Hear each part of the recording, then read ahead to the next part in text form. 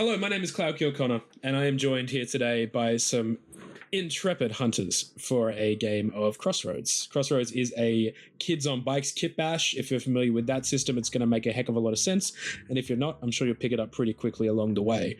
What I'm going to do is let my incredible players have a little bit of a plug for themselves, starting with the worst person that I can see. Lockie, who are you and where can people find you? Hey, what's up? My name's Lockie. I come from the Mimic Den, which you can find on Instagram. Going to slowly branch out into TikTok, YouTube. We'll be doing some live play, some deep dives on some monsters, all that sort of stuff. And I'm playing Gerard Cole. He is a supernatural artifacts dealer. Not suspicious at all, but we'll find out. Incredible. Tossing it to Jojo. Who are you? Where can people find you? Nice. Hi, friends. I'm Jojo. I am playing Howlin' Johnny Slim, which I'll just let it speak for itself. You can find me over at Melanin Mythos, which is a BIPOC world-building podcast where you can listen to it on all your favorite podcasting sites. And I also help out at Apochromatic Unlimited, which is also a BIPOC storytelling collective platform. So highly recommend checking it out. It's a great cause. And I'm here to mess around. I'm really excited. Woo! All right. Throwing the bone to Aurora. Who are you? Where can people find you? Hi. I'm Aurora. You can find me on Twitch at Aurora_lore. I pop up in Castleton and other people's plays, and then you can come and join me for a work along. If you're someone who, like me, does best if you have a buddy, you can come and hang out with me while we do some work sprints. Incredible. And oh yeah, who am I playing? Oh, that's right. Who are you playing? I'm playing Ada Weston. She is a romance, horror, supernatural author who did some really good research that ended up being very useful to some other people who fought monsters. So that's who I am. Incredible. And bring us home, Justin. Who the heck are you and where the heck can people find you? Hey everybody, how's it going? I am GM Justin. You can find me at all of my socials at Forever GM Justin. You can also find me over at Roll D5, where we specialize in playing indie TTRPGs. And today I am playing Javi Ramos, a hunter and lore expert. At least an expert in his mind. He's just gathering a database to make sure everybody knows everything. Ooh, I like it. Incredible. And I'm Cloud O'Connor. If you're on my channel, you probably know who I am. And if you've stumbled upon this by chance, I'm so sorry. Let's dive straight in, shall we? And we're going to start, like all good supernatural episodes do, with a cold open. So, let me get my notes. The camera fades in on Red Eye Hollow, a remote stretch of forest deep in the West Virginia woods. The fog rolls thick between these towering trees, swallowing the landscape in dense mist. It's late evening, and a low, eerie silence presses in. No insects, no birds, just the faint sound of wind rustling through the branches. We hear the soft crunch of footsteps on the forest floor as two figures pick their way along the narrow trail. The camera lingers on them for a moment. We see the man, Tom, cocky and carefree, take a swig from a flask, grinning as he glances back at his companion Jess. She looks a little less sure, her flashlight sweeping nervously through the mist. You see Tom go, "Told you, babe, ain't no cryptids here. Just a bunch of stories to scare the tourists." You see Jess glances over her shoulder, kind of frowning as the fog seems to inch a little bit closer. She kind of murmurs to herself, "Doesn't feel right. Shouldn't there be birds or something?" Tom waves her off. High spirits. Tom goes, "Come on, what's out here, Mothman?" He's probably got a podcast for some shit these days. They move deeper into the forest, fading into the mist, and soon the silence becomes unnatural, oppressive even. Every step feels heavy as the trees almost seem to lean a little bit closer. And the camera kind of zooms in a bit tighter on Jess's face, her unease showing a bit more. They stop suddenly as a little flicker of movement shifts through the mist, just out of their line of sight. We see it. Jess freezes, grabbing Tom's arm. Did you see that? You see, he grins again. Relax, it's probably a raccoon. But you can see his smile falter a little bit. Even he seems to be a little bit off-put by that one. The camera pulls in closer as a low, whispering voice seems to drift through the fog now. Soft at first, like the wind threading through the trees. But soon the words take shape. He sleeps beneath the mountain. He sleeps beneath the mountain. You see Tom freezes, his expression shifting from that cocky face to confused and uneasy now. What the hell was that? The whispers grow louder, the fog thickens, and the shadows shift at the edge of their vision. Something tall and humanoid, but wrong. You see its limbs stretch unnaturally long, almost scraping the ground, and the face is a blank void, an empty slate where features should be. You see Jess grabs Tom's hand, her voice low and urgent, and just goes, "We need to run now." The camera shakes as they bolt down the trail, panting and stumbling over roots and stones. The fog is closing in, swirling in thick waves, and the whispers are growing louder, turning into chanting that seems to echo out through the trees. Tom stumbles, the camera zooms in as he falls to the ground, his flask rolling away into the mist.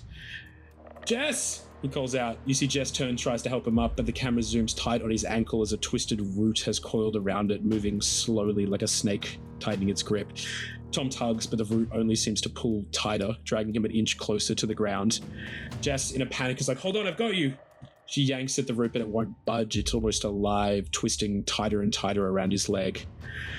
From the fog, this tall, faceless figure reappears, dragging its elongated limbs across the floor with a series of just sickening cracks and pops. It moves slowly, deliberately, like a predator savoring the moment. You see Tom is panicked now. "Get me out of here!" The whispers reach a fever pitch, swelling around them as if the fog itself is alive. You see Jess pulling frantically at the roots, but it just keeps tightening, dragging him down. The screen cuts to black just as Jess screams, her voice echoing through the hollow, cut off by a sudden, jarring burst of light from the mist.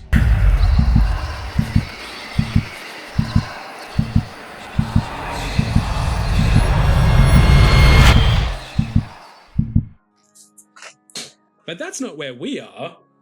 Not at all. We're not in the woods. We open on the Gravedigger's Rest, the premier bar for hunters and hunter-adjacent folks in this side of West Virginia. It's a old, schlockier sort of bar. You can see that there's been a million beers spilt on the floor that have sunken into the wood, giving it a nice, musty scent. You can see there's an old jukebox in the corner that hasn't been changed since the 1950s that's playing some old classic rock in there. The bartender, Hank, is polishing a dirty glass, and you see that there's a million license plates from different states stuck up around there. Who do we see first, either in the bar or entering the bar? What time of day is it? It is probably just hit about 12 o'clock, I would say. In the afternoon? Yes. Ah, wonderful. I'm cool for coming on in. Ada would be just taking a break from her job at the local library. She is an author, a librarian, someone who really wasn't too keen on hunters showing up at her place of work, asking for questions about different monsters. So she tries to make herself available and has decided, okay, I'm going to just go get my lunch today at the Gravedigger's Rest. A few people might know her from asking her for help in the past, but yeah, she's going to go ahead and just place an order for a burger and a water. She's going to go back to the library, and she has kids' hour later that afternoon, and having beer on the breath isn't a good look. Incredible. As you walk in, you see the bartender, Hank, flags you down. He's holding your latest book. What's it called? Oh, this one is, I'm going to be a little surprised that Hank got his hands on this one. I didn't really know you were a monster lover, Hank. This one is, oh my goodness. I was going to do a Beauty and the Beast one, but I'm totally blanking on the title. We'll come back to this title, I think. We'll come back to it. Yeah, I'll be like, hey, guys, I know you like the fairy tale retellings, and Beauty and the Beast is a really great one, but are you sure your mom's going to be okay with you reading that book, hun? Listen. I keep up to date with what you do. I like your work. What can I say? I'm a fan. So, I'll. Did you want me to sign up for the message? I wasn't gonna ask, but I mean, if you're offering, I'll take it. Yeah, slide it on over. Slides the book over there. And despite the disheveled appearance of this bar, they make a mean burger here, and we all know that. You see one of the chefs in the back kind of clocks that you come in, knows that you come in quite regularly, and is up and cooking immediately for you. So, how's business? Well, this last book tour went really, really great. I'm thinking that this series, I finally found my groove in it. I know this is one of my more recent ones, but I think you're going to be really in for a treat for book 3 in this series. Listen, I like to keep up to date with the goings-on of y'all in town, so the more the better, Hey, you think I can put a few books up on the corner, or do you think it'll shock the hunters a little too much here? Oh, they see all kinds of weird shit. I think a monster fucker's probably low on the list. Incredible. We pull out from that, and this conversation occurs. Who do we see next? Either entering the bar or already in there? I think Johnny's is in Gravedigger's Rest, but I think considering it's noon and it's a little early in the day for him, I think he's kind of in the corner, probably standing near like the jukebox, but the jukeboxes of like the 1950s and 60s, where it's like a big like oblong shaped thing with discs that have like fat button keys that are like a mechanical slide. And I think he's there, and he's kind of flipping through, more playing with like the tactile feedback of the buttons and just the swishies. But he goes, "Man, they gotta update these songs. These songs haven't been updated in 40 years. They don't even have Carry On My Wayward Son on here. What is this? And you Who do I have to talk to about getting some respectable tunes?" One of the regular barflies pipes up from the back and he goes, "Just pick a fucking song! Jesus!" All right. And I'll flip over a couple times and I find Back in Black by AC/DC. Incredible. That starts up and you can see the general vibe of the bar has lifted up a little bit as some more livelier tunes start to kick up there. You see Hank looks at you over there and he goes, "Hey, good choice." Hey man, music's the heart of the soul, man. Sometimes you just gotta let it out. It's no good to keep all that inside you. Sometimes you just gotta feel the rhythm, feel the rhyme, you know what I mean? Right on, brother. Absolutely. Listen, I'll update the songs at some point, I swear. It's like number 13 on my list of shit to do, and it's like at the bottom. You know what I mean? I know, man, but like, if you don't, you'll have me howling out here as the substitute. You get what I mean? Because I will hear them tunes, even if I got to be the one to sing them, and I sing them off key, and then everybody's gonna have to deal with it. You ain't gonna have no more customers because this is the only goddamn bar where we can collectively hang out, and I'm gonna be driving them away with my god awful singing. So you do the math. Listen, I remember karaoke night. I know how that went down. So I know, and it's not my fault. It was a full moon. My bad. consider it number 12 on my list then. Right. Okay. All right. We'll make progress. You wait. One day we're gonna move up to number 1. One day, maybe. What is Johnny doing apart from messing with the jukebox? Well, I should say probably what has happened to Johnny recently to put him in the state where he's kind of sitting in the bar at 12 p.m. Give me a bit of Johnny lore. I think a little bit of Johnny lore is that he is the new owner of a corner store shop that recently came into his possession as a gift. That evidently the Quarsor doesn't get a little is slow. He's kind of like on his lunch break right now, let's say. So he's just kind of vibing. It's midday, and well, it's not a huge town. Brilliant. I love it. Incredible. The camera pulls out as Back in Black starts to play. Who do we see next? You're gonna see the door being kicked in, and like I'll step right on through and be like, sorry, I didn't I got a little excited. Is that here? Hank, you see Hank goes, Jesus, watch the fucking, yeah, she's here. She's at the bar. What's your fucking boots next time? Great. I'm just gonna like not even pay attention, scurry out over there, put down my laptop and be like, so just got back from a hunt and I got some info for you, and I'm just going to like slide over my laptop, which has like a detailed list of everything that had transpired during my last hunt, and I'd be like, and this is what we encountered when we encountered with the werewolves. So I know a lot of this came from you too, but this is also helped too. Oh yeah, let me check what you've got there. Let me see if there's I didn't even think about that.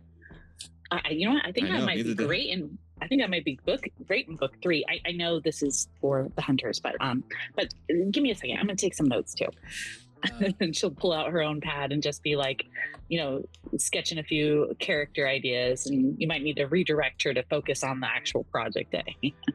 I was gonna say make a lore check for me while you copy some information over. I'm gonna say it's gonna be a DC of 6 to pick up some new stuff for the book.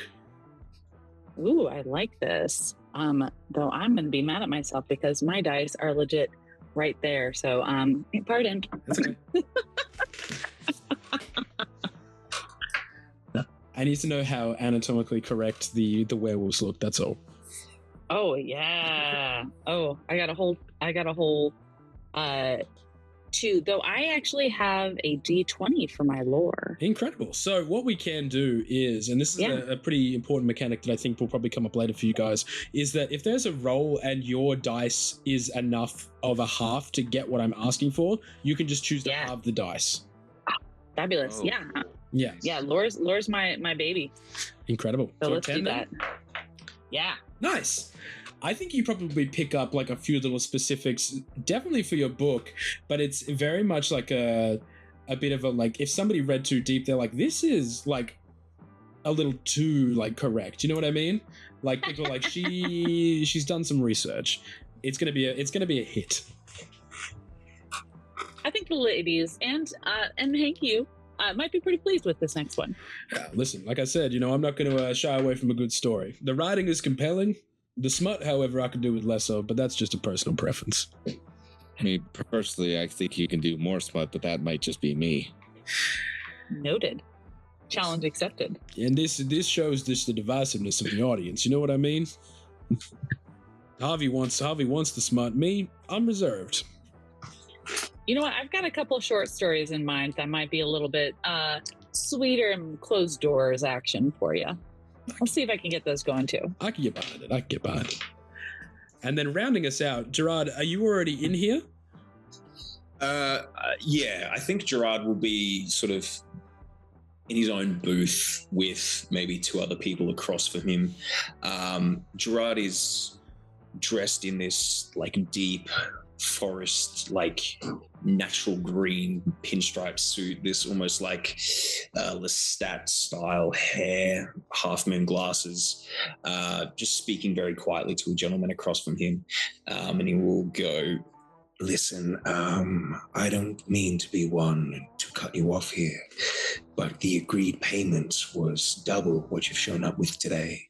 And I will start to pull back this like leather-bound type text from this gentleman.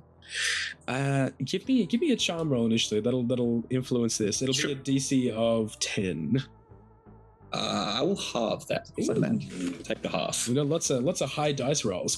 Yeah, you begin to slide it back there, and you can see this other hunter, like very kind of like gaunt faced. He's clearly seeing some shit, and he's like, "Yeah, but that fucking ghoul killed my brother. Okay, I think the least you can do is give me the fucking bag."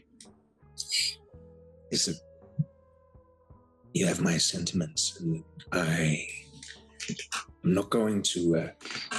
Let's say we'll come to 3/4 agreement here. Fine, you fucker. And you see he digs around in his bag and pulls out the rest of the money and slides it across your way. All right, we got a deal. Just give me the bag. I'll extend a handshake for him. Nice. He shakes the hand there. You can see Hank raises an eyebrow at this, the bartender. I'll shoot him a look from the side and then look back at this hunter as he leaves. We don't have a problem, do we, Hank? Listen, as long as you're not sending off another person with an iron dagger when it's meant to be silver, I'm not going to have no problems with you, Gerard. No daggers this time. He just needed some directions, let's say. Interesting. Well, I trust you about as far as I can throw you, and with your scrawny ass, I reckon I can get you at least out the bar. Anyway, what are you drinking? We'll say middle shelf today, shall we? Ooh, adventurous. On your tab, I assume, as well? Of course. And I'll shoot an eye to the two individuals sitting here. I haven't seen your face before here. What's your name? Was it Ada, maybe?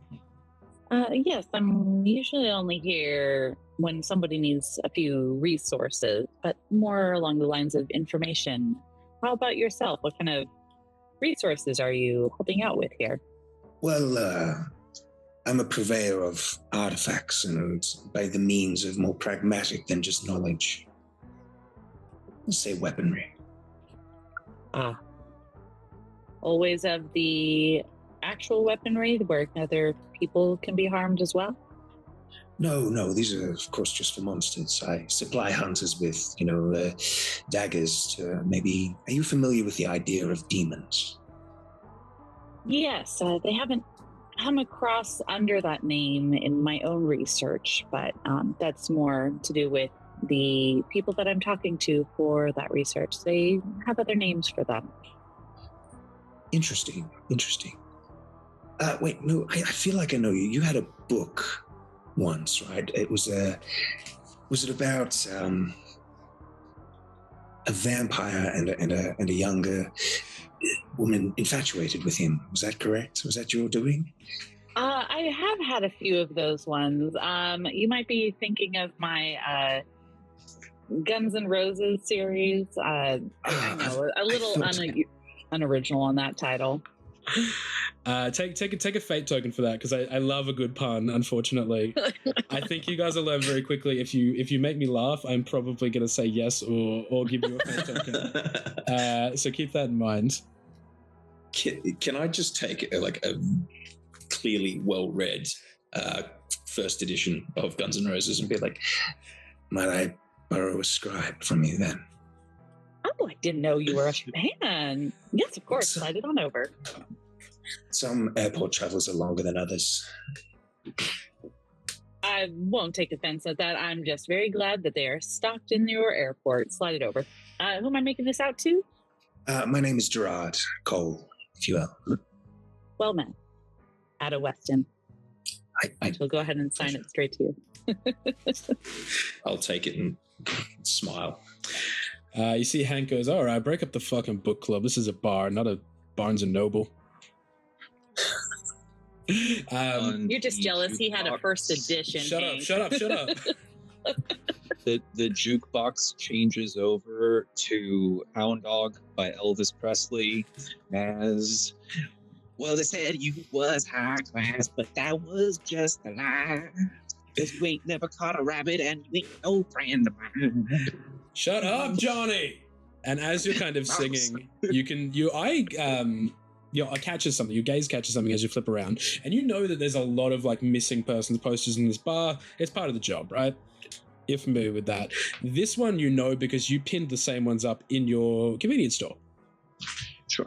And it's probably only triggering something in your brain right now because there's been a lot more missing posters recently that you've noticed. Mm-hmm. A lot of people either going into dense forests and not coming back, or a lot of people coming back as corpses. And I think that these two probably immediately catch your gaze because you're like, oh, I remember them because they were young and they actually stopped by my shop on the way in. What did you sell them on their way out? And this was Tom and Jess. Tom and Jess. I imagine they probably would have picked up let's say, I want to say like those reflective blankets that like keep heat, like they're kind of metallic looking and keep heat. And I would probably say like, honestly, probably maybe a pack of cigarettes. Yeah. Maybe a pack of like Marlboros. Incredible. I'm gonna add on to that as well and just say probably just like a small little like just enough to fill a flask thing of whiskey. Yeah, They got the Schmim mean. They got the Schmim bean. Yeah, absolutely. Yeah, they got the Schmim mean $10 blackout whiskey. Ooh, absolutely. And you remember Tom very specifically being like, yeah, we're gonna go camping up in this shit. Apparently, like there's cryptids up there, but I mean that's just bullshit, right? I mean, yeah, not as long as I've been here, but I haven't been. How long you been here? Man, I just came in last week, but I bet nothing's up there. I mean, who believes in the supernatural? That would be crazy. Exactly. And you see like elbows like his girlfriend to the left there, and he's like, told you, babe, this guy knows what's going on. Yeah, man, I'm a local around these parts, so don't even, well, I'm not local to here, but next city over. But it's all the same. It's all the same, so don't worry about it much. And you snap back into reality with that kind of look at these missing posters again. And I think you remember that conversation of like, oh yeah, like there's nothing up there. Yeah. And then I think I'll linger on when I'm singing, yeah, you ain't never caught a rabbit. And I'll look at my friends and go, rabbits? And he'll just kind of like chew on it for a second and then look over, like kind of scan around the whole bar. Are the people that are in the bar? I'm relatively new. But do I get the vibe that the people in here, when people are regulars somewhere, they show that? Yeah. Do I get the vibe that everyone else in here are regulars, or? I think I'm going to call it a charm roll for this instance. And I'm going to say, let's call it a DC 6. It's not hard. No need, because actually charm's my highest, brother. I'm a likable fella, as it turns out. Incredible. So you have it. Absolutely. Yeah, I would say like you've come here enough times to the point where Hank has like, harassed you for singing basically, and you had to carry on. But I wouldn't say you're a regular yet, but you can just pick up, and it's like the nature of somebody that works in like service, right? Like you work at a convenience store. Right. You get these like little the micro expressions and these general kind of vibes that people give off. Everyone in this bar has been coming to this bar for 40 years, and their dads were coming to this bar 40 years ago. Understood. You can see the three people at the corner of the bar. Hank is Hank the name of our Hank's the bartender, yeah. I was going again. I go, hey man, hey, is it always like this? I feel like, I ain't been here long, but I feel like it seems like it's a little more sparse. I know it's Friday, ain't it? Shouldn't you be having a little more action? Yeah, I mean, it is 12 p.m., so take that with a grain of salt. Not everybody's going to knock off and immediately come get drunk, but I mean, it depends. What are you asking me? I don't know, man. I just noticed that we have these missing people's posters here, and I recognize two of them. Which ones? I think it was Jess and was Tom. Jess and Tom, yeah, that was recent too. Yeah, they stopped by the corner store just a couple days ago. They picked up some like a reflective like blankie, keep them nice and warm outside. They said they were going to go out into the mountains to go critter hunting. But I guess they never caught that rabbit. And I guess they are friends of yours then? I mean, I sold them some Go Blind whiskey that I made in my tub. So I would say they're friends, yeah. You can't be selling that. You gotta have a liquor license. Do you know that? I have a license. And he'll pull out from his wallet is a crumpled piece of paper that says I'm allowed to brew liquor. Give me a charm roll. I need a 15 from you. All right. Ooh, that's an 11. Okay. Not a terrible failure. Take a fate token. So every time you get a fate token, that effectively means you can spend it 1-for-1 to bump your rolls up or to use the strengths. He goes, if you don't put that piece of paper away right now, I am going to punch you with the fucking face. I eat it. All right, that works for me. I'm happy with that. Do not be selling Go Blind whiskey at your store. No, I just got to change the label. Listen, we gotta either shut. Is it that it's misleading? Should I say? I'm gonna rename it to Go Blind Whiskey. That way nobody can sue me. You right? See, he just puts his head in his hands, and he's like, "All right, this is not the conversation I want to be having right now. I don't give a shit. We hunt fucking monsters, right? Shit. This is 14 on the list. Okay." I think my lore stat is a 4, so it's just kind of funny to me. That's so funny. I'm so sorry. That's hilarious. Yeah, you see, he goes, listen, that is the last thing I want to be talking about right now. I'm not going to report you to no, like, have you ever heard of responsible service alcohol? Hey, man, you ever needed to clean the grease off your engine? Because this shit will do it. Okay. Take a fate token. Just take one for that. You get one for that. He goes, all right, listen, that is not the point. All right, when I'm not here to talk about your fucking degreaser, okay? Should not be putting that in people's bodies. You knew these people that went to the woods. You served them, and they just walked off to go find some critters.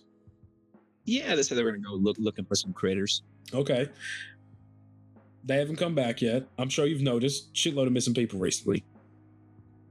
Yeah, it was looking a little sparse. I thought, the convenience store was a pretty good deal after I whooped that fella that took after it was handed over to me by a business transaction.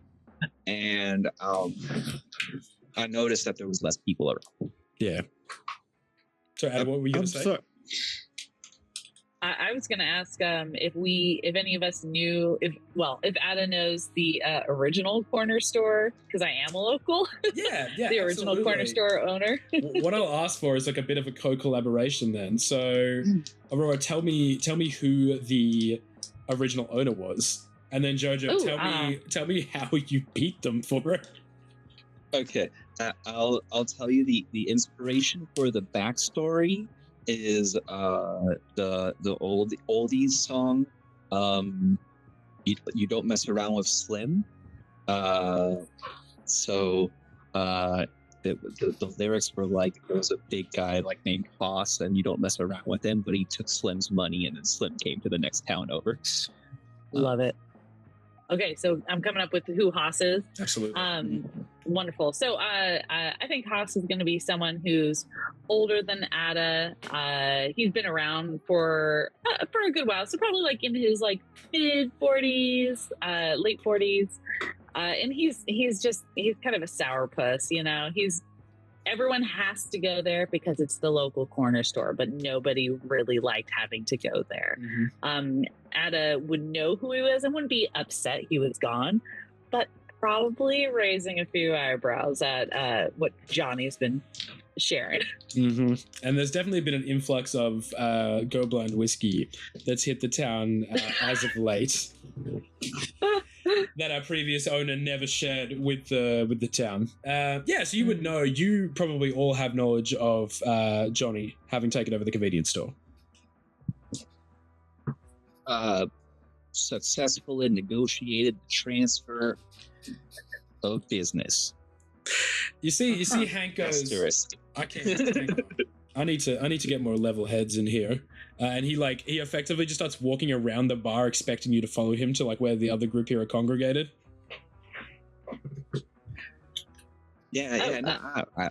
I'm just kind of like, you ever like if I meet a guy that like he's not really super picking up the social cues, so he's just far enough away that like you don't know if you should cheat your circle out or just an extra 3.5 feet away from everyone else, but just kind of. Y'all know Johnny, right? You're familiar with Johnny? I mean, I knew that there was a new face over at the corner store, but I don't think I've met. Nice to meet you. Oh, hi. I'm Johnny.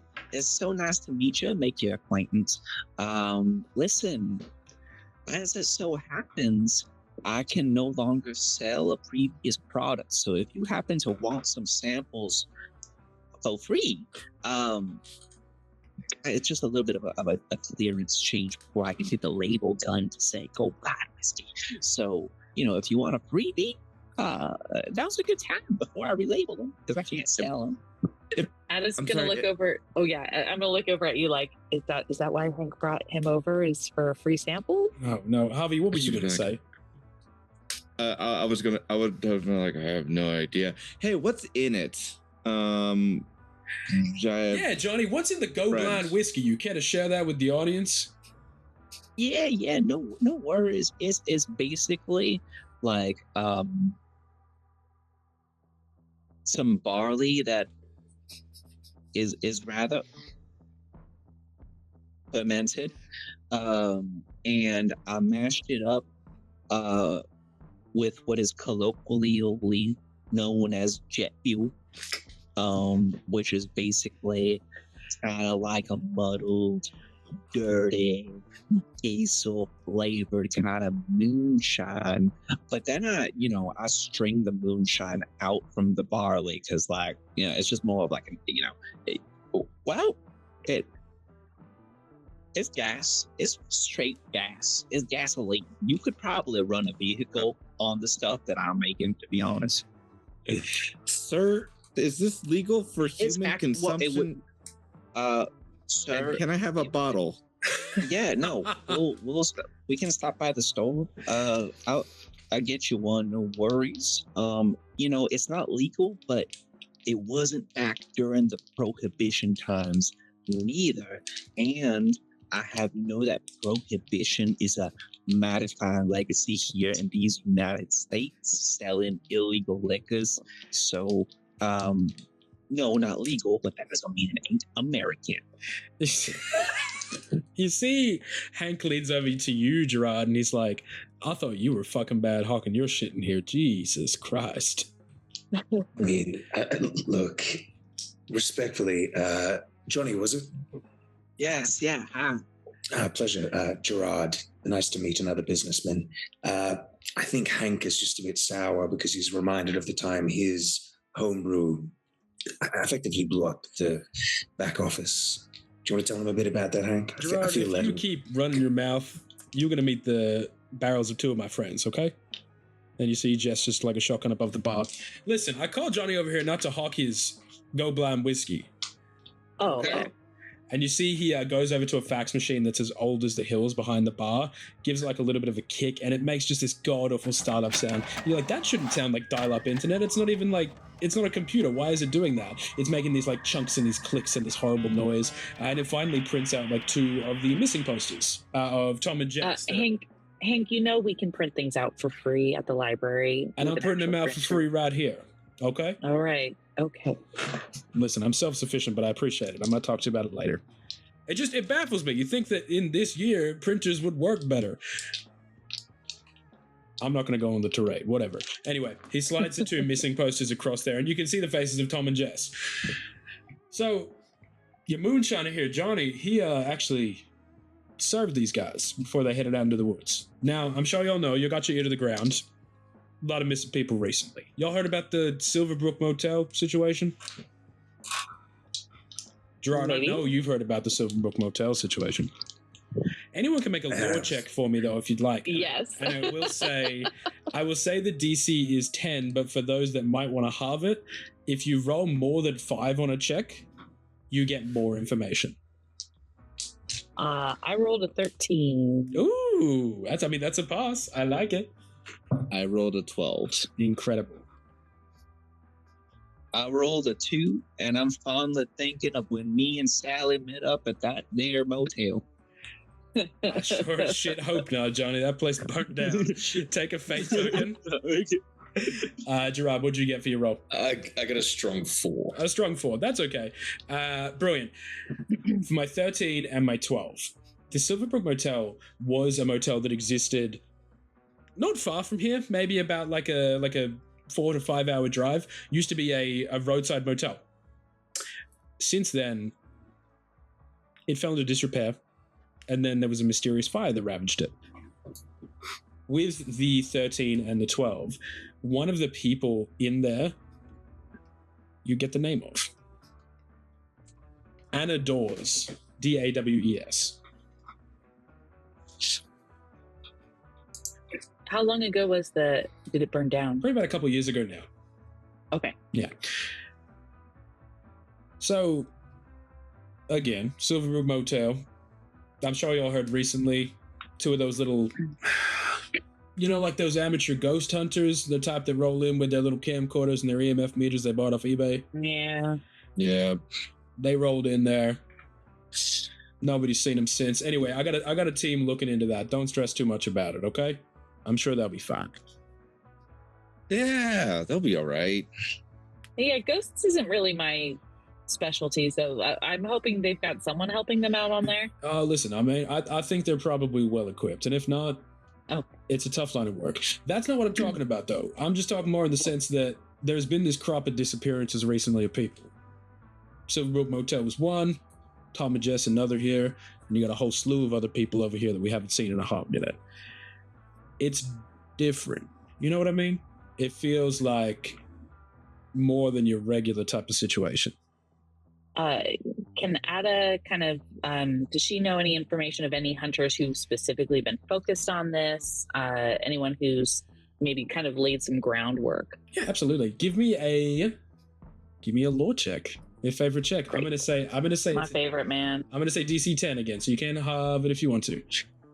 I got a 15. Oh, more than 5. Spectacular. I'll do you one better, my friend.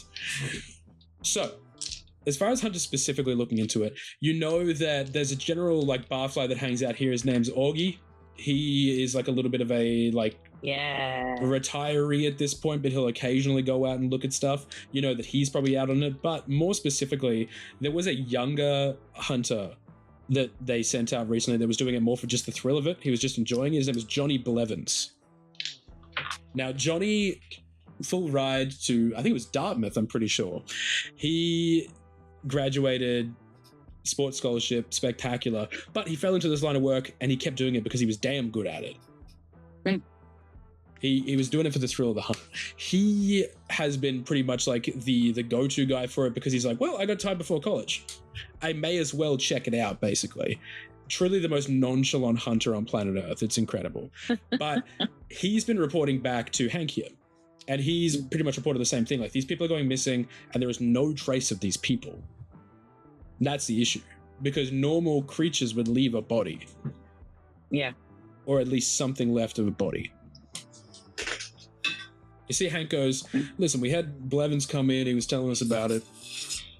It's weird to me, right? He hasn't found anything either. Nothing concrete, but it seems stranger to me. You would think that if this was your general kind of cryptid, they're going to leave at least a bone or some viscera, but this is nothing. I think Ada's going to ask Hank, hey, do we have any maps around the place? Maybe we can try and figure out if there's any correlation to where these people are disappearing. Yeah, of course we do. Absolutely. You see, he goes over to his fax machine again. Oh, man. I mean, I can just, I can get a map from the library and I can be right back. No, it's okay. Don't worry about it. I got it. I don't want to inconvenience you. I don't want trouble you none. And meanwhile, while he's... Johnny. Yeah. I was going to say, Johnny, these folks there, are they close to you by chance? The 2 missing ones, the ones that went missing, a few weeks ago? Oh, yeah, we're close. Because we interacted, so... Yeah, I know them. But okay, do you know where they went to? Well, yeah, they just went up on the ridge around the bend. It didn't seem like a crazy walk. But I felt like they're gonna be hiking, camping because they took a little blankie. So they probably stayed up there for a bit. If people are scared that they're missing, I would probably look for a campsite, because they took the blanket. So I imagine they're just napping somewhere, probably. I'm gonna look over to Ada and be like, I mean, I've Sure. lived here my whole life, and I don't even like camping up there if I can help it. No. And you see at this point, They must have been from out of town. yeah, and they sounded like out of towners too, Johnny. You remember this? Give me a. Let's call it a charm roll for me. I'm gonna say it's a DC of 12. 12? All right. Yeah. Oh, no, that's 10. 10. That's okay. Take your fate token. You swear they told you where they were camping, but you can't quite remember it, unfortunately. But there was definitely a location that they gave you. I'm sorry, guys. I was more concerned with making friends and selling booze. I didn't make a point to really think of where they were going to stay. But, the shop's closed right now. Business is slow. I turned the little sign over. It says, "Go back later." And, I can go for a little walkie walk. Actually, I'm probably due for some walkies, get some air. And, if you want to go look, I can help y'all look. I don't mind. You see, I mean, I'm not really dressed for it, but let me see with this map if you've got that, Hank. and you see at this point, Hank's finished wrestling with the fax printer combo. Pulls it over and goes, "All right, so I mapped out the disappearances recently. Okay." Oh, great. You see, he slams it down there, and it is very much like he's gotten a map, maybe even from the library at one point, and he's gotten like a proper scan of it, and he's just been like annotating on it to show where it is. You can see that in the center of it there's a glitstone quarry that leads directly into the mountain, and all of the camping spots around there seem to be probably within like a 10-20 mile radius.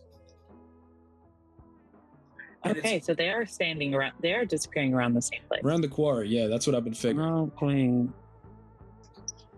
And listen, I got a healthy respect for the folklore around here, and we know that. I know we hunt these things, but even I wouldn't fuck with anything under the mountain, you know what I mean? It feels like bad vibes. So if something's coming out, that means that someone's done something to piss it off. Does that make sense? Well, yeah. So somebody might have. Wait, you know what? What's the earliest date we've got of someone disappearing? Maybe that could lead us to something. Yeah, let me have a bit of a look. You see, he starts like flicking through some other sheets of paper that he's like kind of like pre-printed here, so he doesn't have to go through the whole fax ordeal again. And he flicks it through, and he's like, I mean, it probably started about mid last year, I want to say. So about 6 months ago, roughly.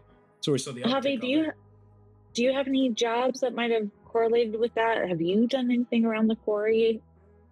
No, I haven't. Everything's kind of taken me either out of state or just generally not in that area. So I'm not going to say no to this.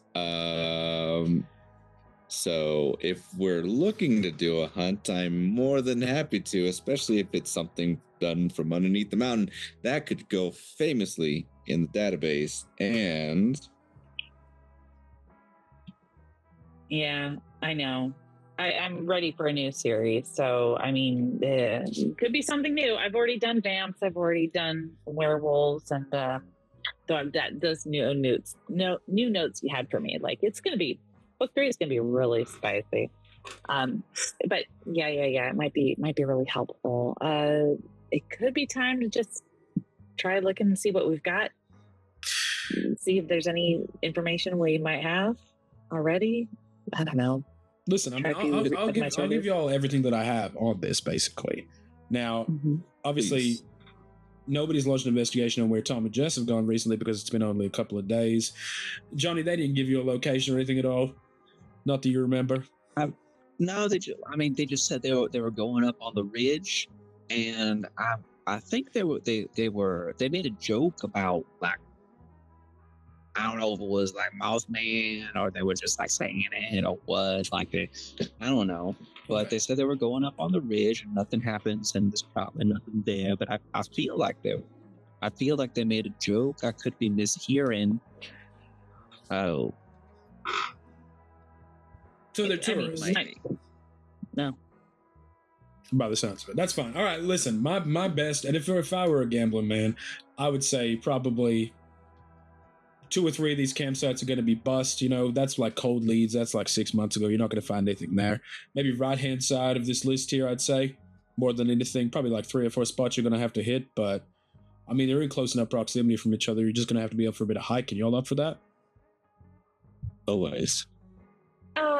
Well, you know, most of my stuff is usually just helping people out, but I was gonna kind of look around and be like, if all these people are going, then more people would probably help cover ground.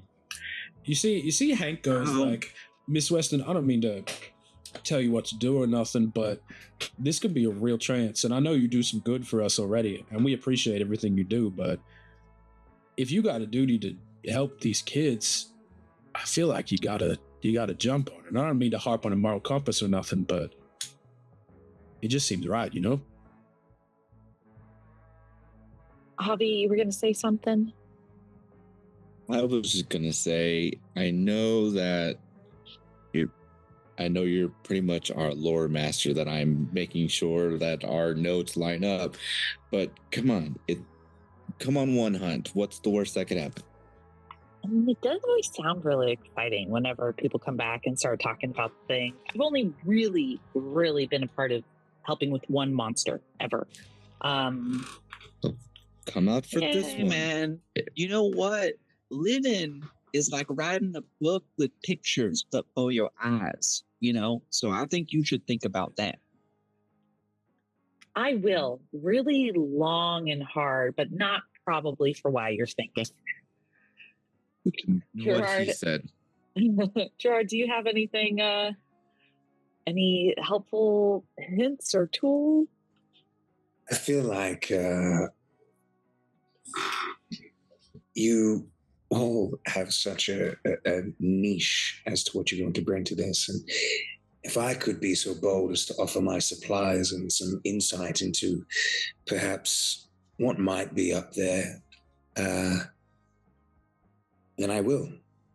I will bring up my briefcase, open it up. This might be a bit too forward, but have any of you used a weapon before? She could pull out a pistol.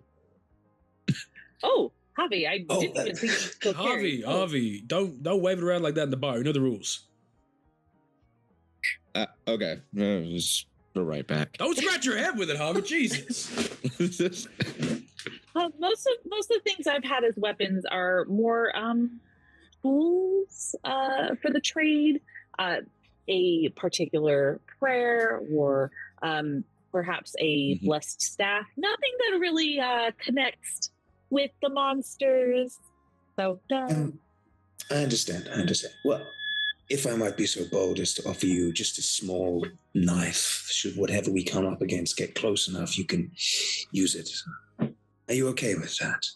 I mean, I've cut a few steaks. Yeah. And she's gonna whatever knife you hand to her, she's just gonna be kind of like, okay, has a sheath, right? Yeah. Look, it'll be like a steak knife is probably not too far off. It'll be almost like cleaver adjacent, I guess. Some nice sort of like fine design on the edge of the blade. Take it, and put it to good use if you need to. Yeah, of course. Just carefully puts it in her handbag. Totally useful there. What about you, Johnny? Are you needing to protect yourself at the corner store much? Not particularly. I got I probably, stop by the store to get some provisions, and I keep in my old trusted pickup, which is pretty good as a mode of transportation. And I also have my grandpappy's revolver that I keep for special occasions. Good. Well, you're supplied, and Javi, that's a beautiful pistol, if I might say so myself. Thank you. You're most welcome. Is that heirloom design? No. This one I saved up a little bit to be able to get a custom Colt 1911, and that's why it does have that heirloom aesthetic to it. But no, I actually purchased it a few years ago. Thank you. Oh, nice eye for detail. I must comment on it. Wonderful. Well, am I right to assume that y'all are going to actually run this one? Wow. Y'all It's you sound hesitant. That's what worries me. Because Well, I have heels on. I just need to switch into something that's actually good for me. I mean, y'all can go tomorrow. It's not like a let's go right now. Like, I imagine the missing kids ain't going to get much more missing. You're not wrong. But they could get. Yeah, Johnny, they could get more what? I'm thinking they could get more missing parts, missing pieces. Like, we're assuming the worst. I expect maybe quite a bit of them to be missing. Johnny, you are a delight to be around. You know that? I just am saying the parts that we're all thinking. I wasn't thinking that, but thank you. Now I am. Well, you are. You're welcome. We to consider these things. We cut away from this scene as Johnny begins to talk about the ramifications of people being missing. We pull out and we see the bar from the top as we transition from kind of like afternoon. We see a day cycle pop up, and it's morning at this point. You guys have regrouped at the Gravedigger's Rest. What's everyone equipped with, and what cars are everyone driving to go find our missing people? I'm spitballing off about myself. I grab 3 of like the little 2-ounce Go Blind whiskeys that they are now labeled Go Blind whiskeys, right? Like so it's legal now, right? That's the law. That's how it works. And so that's number 1. Number 2, as part of my kit, you can DM Fiat however is necessary. Yeah. But Johnny carries a beat up trusty revolver. Nice. I'm thinking like a Colt 45. Yep. And it is loaded with silver bullets just in case his charm doesn't work, but I only want there to be 2 bullets because I've already used 3 somewhere else. Ooh. Do you want to tell us about one of the times that you've used one of them? Well, I think it would have been when I was bestowed with unusual alacrity, and it was a trying experience, but I seem to have survived it. Incredible. I like it. And I also had enough. Johnny wears a leather necklace with charms to help control his mood swings. And I have an old pickup truck. His truck might be falling apart, but it's a faithful companion with endless road trips, complete with a makeshift weapons stash in the back. But it's not like weapons, it's like sticks and chains, a rake, a shovel, like miscellaneous oddities. Incredible. All right, Harvey. Big baseball bat with nails. Yeah, absolutely. Harvey, how have you geared up for this one? So I would probably have a more modern, like four-door sedan, with the trunk fitted specifically. So I have like, it looks like a normal trunk until I push something, and then it has all of my hunter gear into it. Nice. Generally speaking, when I have my backpack, I have ammunition, I have salt ammunition, silver bullets, a tablet, a couple vials of holy water, just some normal stuff that you would carry around with you, because you never know when you need like a wooden stake or an iron pipe or something like that. It's just another day. Incredible. All right, Miss Weston, tell me, what does your gearing up for your first hunt look like? Or your second hunt, I guess, technically. Well, the first one was kind of an accident. I just kind of stumbled into helping some people that we're getting in over their head. But I'm a little bit more prepared this time, and she is an always ready kind of person. I did go ahead and take that as one of my things. So she is somebody who likes to hike. She actually, I'm going to say, if it's okay, that we're only just a short bike ride away from the main part of town. Absolutely. So she didn't take a car. She took a bike over here because she figured she likes to be a little bit more environmentally conscious, and she's planning on hopping in whoever's car we're going to end up taking to the trailhead. So she's in her hiking gear, you know, she's got her hair pulled up in her ponytail. She does have her glasses. And even though they're not necessarily the sharpest looking thing, she does have like a little sport attachment to them. So they're not going to fall off, just in case we get into any trouble. But we've got snacks, we've got water. I've got my best hiking boots on, and the dagger is tucked away in my bag. But a very interesting thing, she actually has kind of like over her shoulder, just in her hand, what looks like this bald club. It is a Native American war club. It's just this round ball, and it almost looks like a snake biting it. And it's just made out of this really hard wood. And it is something that was gifted to her by a native storyteller that is one of her closest confidants, somebody that she is working with to kind of transcribe their stories and kind of make it so that records can be passed down to future generations. But it was something that was gifted to her, and, you know, it's meant to bash in heads, so she brought it along. Incredible. And then round us out, Gerard. That's so cool. So Gerard's vehicle is like a 1965 Ferrari GTO, like a deep sort of stormy sky color, some very fine details. The like boot trunk of which is fitted with sort of the secret compartments and several of these very intricately designed warding symbols. He is fitted out with his suit. This one is going to be like almost like a beige, but it's got flecks of like silver throughout it. Underneath suspenders, a very nice waistcoat. His hair's sort of shoulder length, and his glasses still on.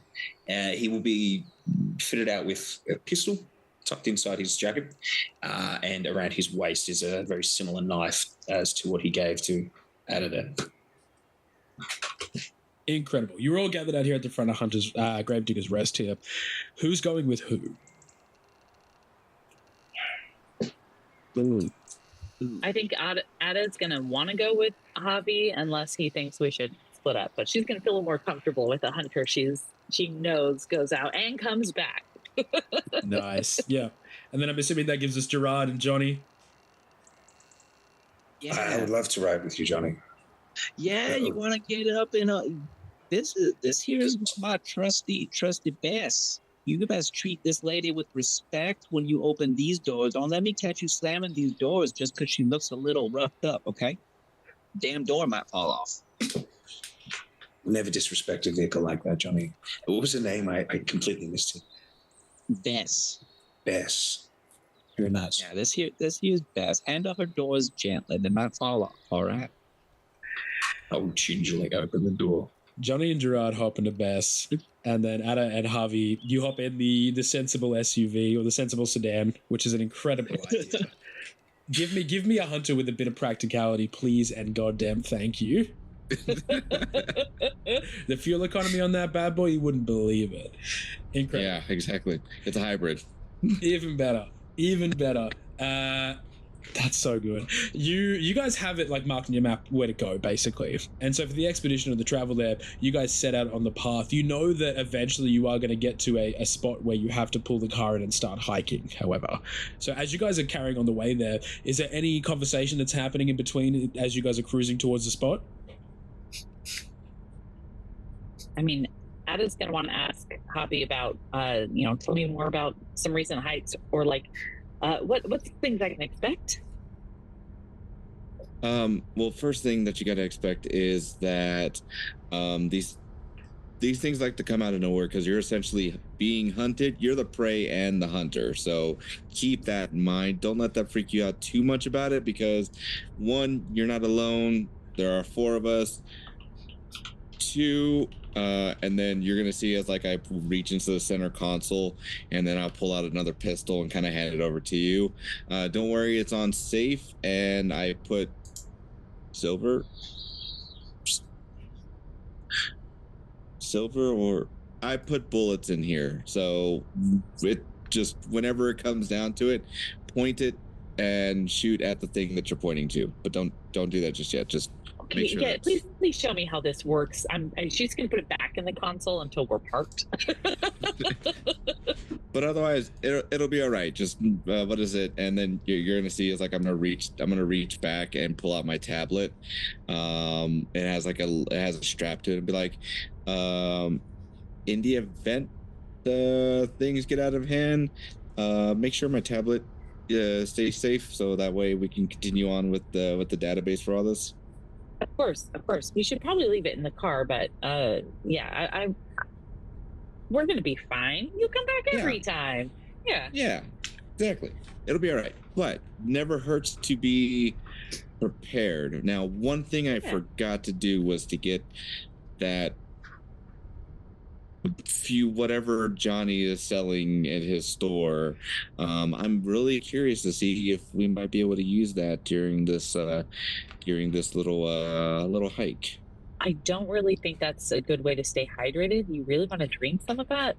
Oh no! That is not touching any, that is not going anywhere. You worried me when you asked for that bottle. Oh, okay. You have a different plan for it. Okay. Oh, 100%. I don't know what the hell is underneath this mountain. As far as I'm concerned, it could be a demon. At which point Gerard would likely be in really come in handy with something, or it could be something different which is not in the database whatsoever. And I mean, if we come in contact with something new, why not use something new? And Johnny's whiskey is something new. So I mean, hunting is more art than science, honestly. Good to know. Incredible. We pull out from this conversation, and what's happening in the Gerard and Johnny mobile? Hey, man, you ever wonder how is it that fish in other parts of geography know how to eat crawdads? You know what a crawdad is, Gerard? Little crawfish. Yeah, I'm familiar with it. They're kind of like these weird little pincy bugs, right? And the thing that I always wonder is they're only specific to certain areas. However, if you toss a crawdad into water, bass will hit it, sunfish will hit it, panfish will hit it. It's actually a common bite. And it almost begs the question, how do predators innately know who is the prey? You raise a very, very deep thought from my mind there. I caught this bass that was huge on a crawdad last week. I mean, you should have seen the 8-pounder I pulled. It was a big boy. But I do be thinking, sometimes a predator understands the mind of a predator. You know what I mean? So what makes one the prey, That's a good point. You did catch a bass, which has been the predator, but you, in that case, Johnny, were the predator.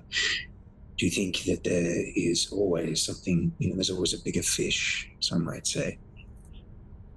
Oh, man. I hope we don't run into no mutant fish up there. I'm not equipped to handle a fish with legs coming to fight me. That would be crazy, man. I hope there's not a fish bigger than me. On land? You ever seen catfish that can walk, brother? I've seen catfish able to cross from body of water to body of water. And if there's one of them some fishes bigger than me, I tell you what, we're going to need every bullet we've got. They don't die. They don't go down. They don't go down. This conversation, like the camera passes the car and you hear Johnny speak like ad nauseum about some catfish for probably the rest of the journey. That's the trick. You sprinkle a little bit of insightfulness into just insanity.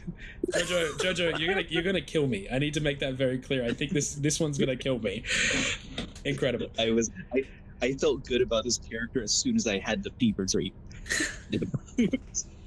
Both of you pull up into like the small like gravel clearing that is the start of this hike effectively. You hear the car tires crunching on this gravel as it stops and you all step out. It is cool under the trees here. It doesn't feel oppressive in this sense yet. This is a well-traversed area. And you can see there's like sign markers, there's map markers. People have done this before. And Ada, like you said, you probably wouldn't camp here, but people hike here. It's not out of the question for people to go through here. But you can see there is a few different paths you could take, but you see the one that probably sticks out the most is the Red Hollow, or the Red Eye Hollow. Is that one go like up, down? That one goes around up it into the forest. Okay. And you can tell from the map there that that's probably going to lead you to like one of the campsites directly, one of the supposed like missing spots. You can see that there's a couple of others that will like take a bit more of a winding path around, and there's one that almost skirts like just the edge of the quarry itself. Like you would probably be able to break like the tree line and actually look down into the quarry if you took that path. Anyone got a preference? And I'm thinking Ada probably has like her own small version of the map that Hank had. So I'll just kind of pull that up along with like pointing out where the different trails are. Anyone want to take a preference? I can help out with finding information, but here on out I'm kind of second fiddle to anybody else.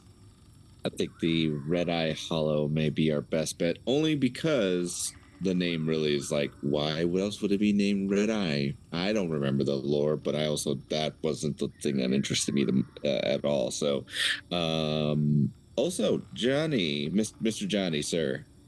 Yeah. You have that liquid that you said you were rebranding. Yeah, freshly rebranded too. Go Blind Whiskey, now legal. And you'll see, and he'll pull out like from like, he doesn't have holsters. It's like I want it to be like you ever seen like you ever seen like a bad Batman cosplay and they use like a tool belt instead of a utility belt?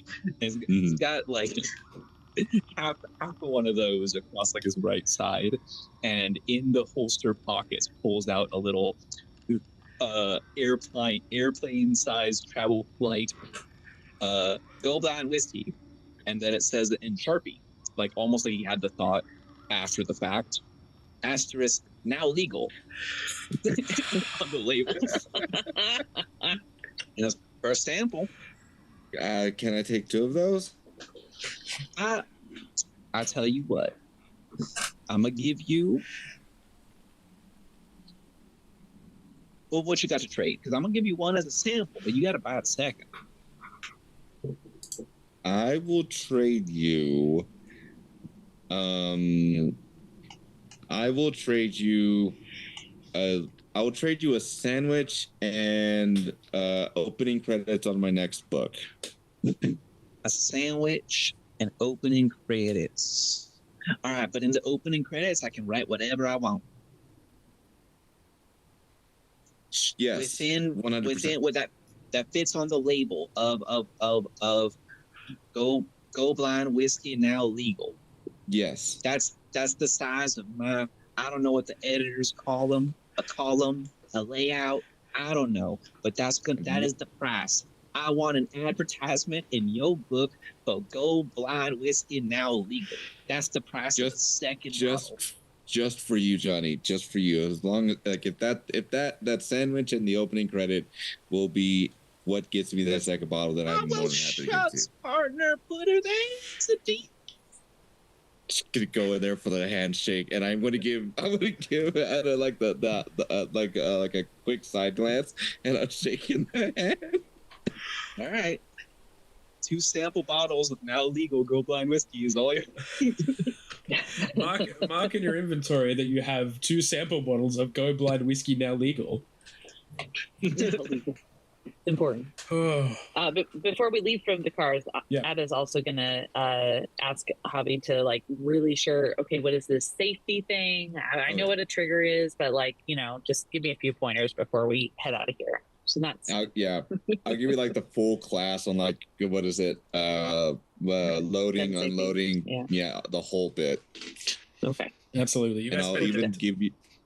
Yeah, and I'll even give you like a holster so that way like you're not like it's not like me where I have it like on my waistband, but it's like safely put on your belt for you. And I'm going to assume the dagger probably has some kind of an attachment or a holster for a belt.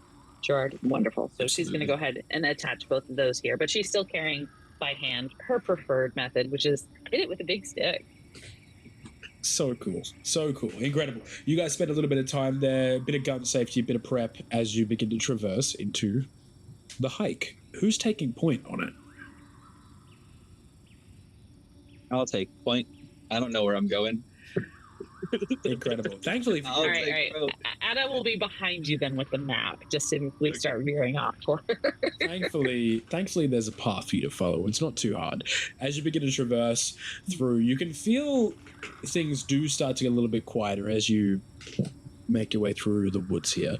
It is getting colder, but that's purely just because the trees are thicker here. Less light gets through. Your footsteps are getting muffled, but it makes sense. There's a lot of like lush undergrowth right now. I will get everyone to make a grit roll for me though. And the DC is going to be 10. Shit.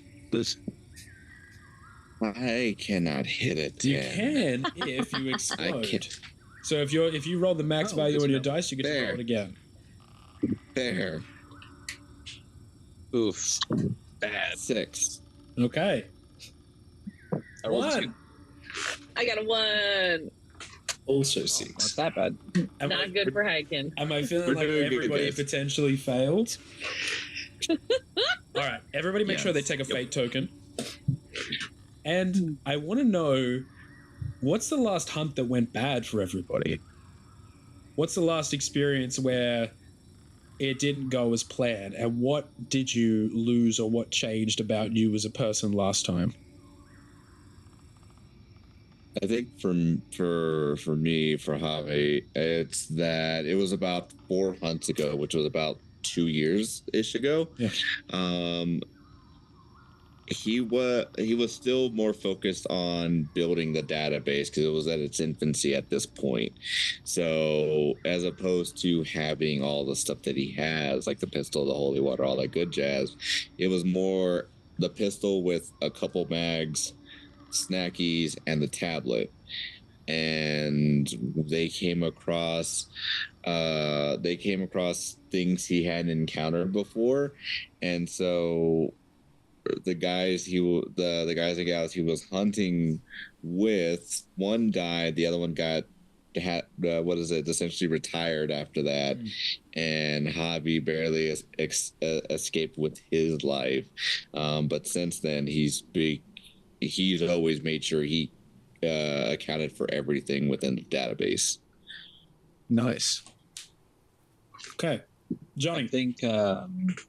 I think for Johnny, I think the last hunt that went poorly is perhaps another case where he was working with other people, and Johnny doesn't always have full control over his emotions. If pushed too far or too angry, he could lash out. And in the last hunt, there was some friendly fire at the height of the hunt, in which there are still some loose ends, and it's kind of like it. Well, now he wears charms. Now he has the good luck charms to try and help. Okay. Gerard, what went wrong last time? I think for Gerard, it was a meetup between two different hunting groups where we came together to try and deal with a nest of vampires. And everything was going to plan. We had all exits covered.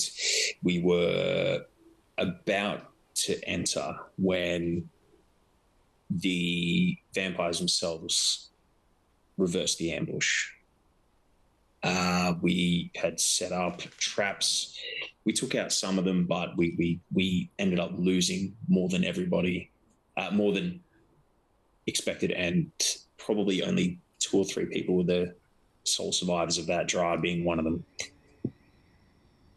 All right. Ada, what went wrong? Can I weave mine into all 3 of their stories by any chance? Yes. In our narrative-driven game, can you make an even better narrative? Of course. Yeah, so Ada, the first time she ever helped with a hunt was she was with a native storyteller who was not going to give these 2 white guys showing badges information, but she also knew a little bit more of what they were about to heading into. Helped on the spot. That was the one and only time she ever was like in person. But kind of word got around, and people would try and find her at the library. And I think that there was quite a few times where someone was asking for help, asking for information. Maybe Javi or someone from his team, maybe even the person who passed away, came to find her, and Ada turned him away and just said, like, hey, no, I don't know what you're talking about. And then maybe even for this nest of vampires, maybe Ada even knew that there was a little bit more of a stronger number than the group Gerard was going up against. And possibly even for Johnny, there might have been some information that Ada just wasn't ready to give and divulge to all these people coming in. But I think maybe word of these failed hunts, maybe a few different deaths, kind of got under, her heart, and so she started making herself available at the Gravedigger's Rest. Ooh. All of these thoughts and these failures just kind of seem to come to the surface just a little bit more right now as you guys are traipsing through the woods. It just feels like the woods themselves kind of want to bask in a bit of melancholy with you right now as you guys continue on your way forward there. I will get everyone to make a reflex check for me too, and the DC is only a 6 for this. Oh. I love watching people's facial expressions when they roll dice. It gives me a certain joy that I can't describe. For the fate points, do you declare in advance, or can you? No, after the roll. After the roll. So how does that work for the fate 6, tokens? not needed. So you can spend them at a 1-to-1 ratio effectively. So let's say, for instance, you rolled a 4 and you had 2 fate tokens. You could spend 2 to make it 6. Yeah, it's not quite enough for me. I rolled a 3. Okay. Dice explode. Dice explode. 1. 10. The 1. But I also, my reflex is a D4. That's okay. That's okay. Incredible. If you fail, take a fate token. Gerard, what'd you get? We got 4, but I'm spent 2 fate tokens to get up to a 6. Incredible. Does that blow up for you, or is that just... No. Okay. That was a blow up. Incredible. All right. So Johnny and Gerard, I think that, Johnny, you probably clock it first because you probably spent a little bit more time out in the woods, given your proclivity for mood swings, I would say. Sure. And I think that you can denote when, like, something has tried to mark its territory, if that makes sense.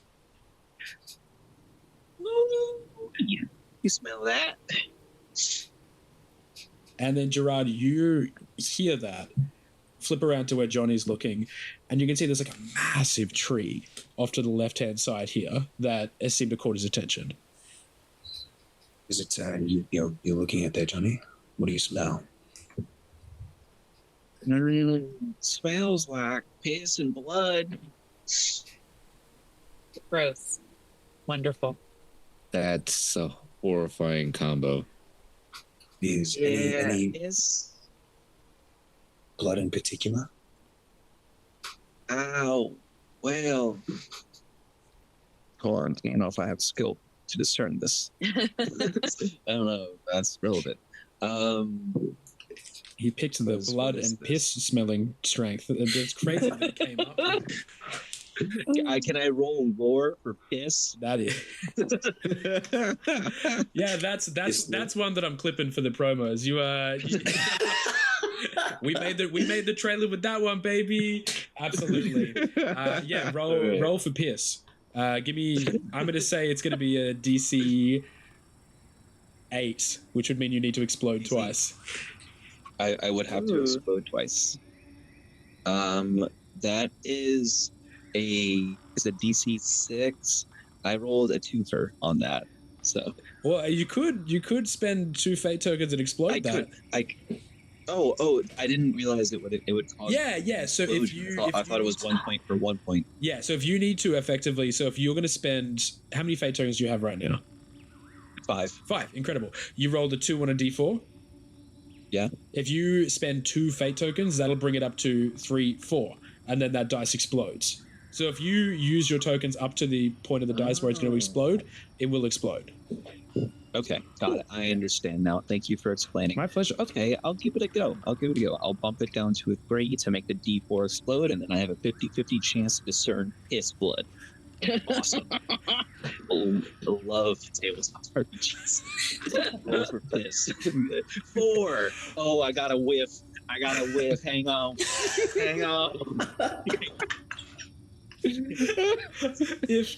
That's a 10. Oh yeah, this is ranked. This is the worst. If you guys could understand the tonal whiplash between sessions and how much more like, I don't know, the energy here is indescribable. This is stunning. All right, you waft it. You waft the piss, getting nose a little bit uncomfortably close. And I don't think it immediately clocks as like this is like a wolf, or like this is like an elk or something like this. I think what happens immediately is the hair on the back of your neck stands up. Because this is big. Whatever this creature is much larger than any of you. Woo. That is strong. You guys ever seen Jurassic Park and little kid douses himself in T-Rex piss and scares all the animals away? Yeah. Yep. Yeah. I bet this would have the same effect. You feel me? Like this is powerful stuff. We could bottle this. I'll make Now You Go Deaf whiskey as well. You and your concoctions. Goodness. I can't say I'm surprised, Johnny. You got closer than I would have ever imagined going. Ah, man, listen. It's the circle of life. And I should say as well, because Gerard, I need to honor your success on that. While Johnny is like nose deep in the tree. That's like a Chapel Roan song, right? Nose deep in the That is tree. Nose deep. Above, probably about like just above eye level on the tree, I would say, is like a carved symbol. Like someone's taken a knife through here and carved something into the tree. And as you get a little bit closer to have a look, it effectively looks like kind of like a triangle up the top, like this, and then like a long straight vertical line that goes down. And then a circle at the end of that line. Would I have any idea of what that might be? Give me a lore check, my friend. I'm going to say the DC for this is going to be 12. 1.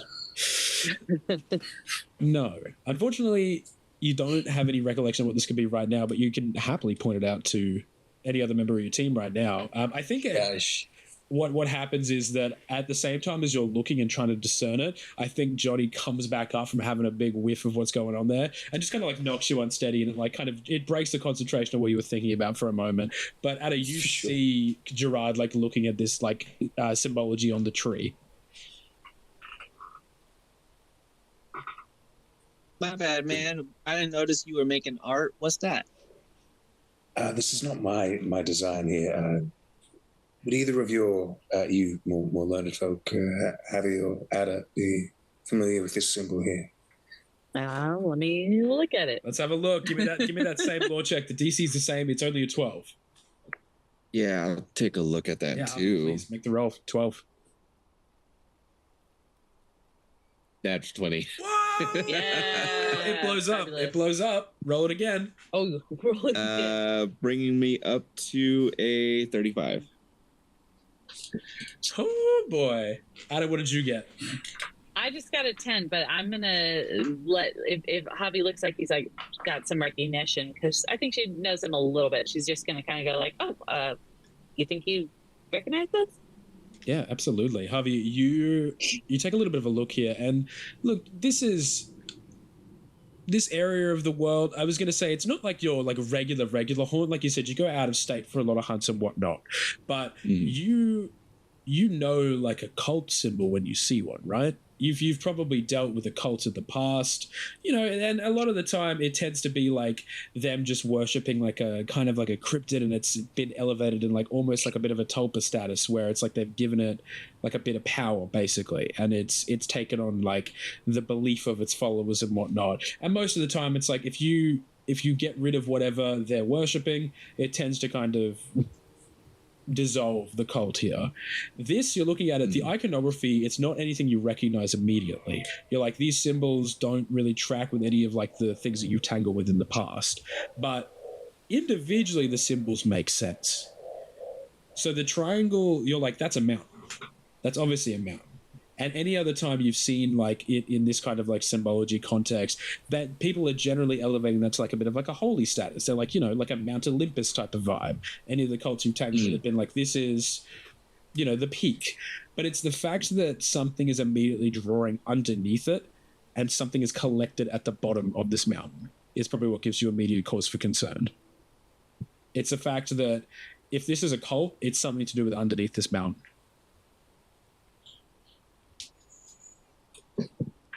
I will look at it, I will squint, and then you'll see like the color drain from my face as I'm like, oh boy.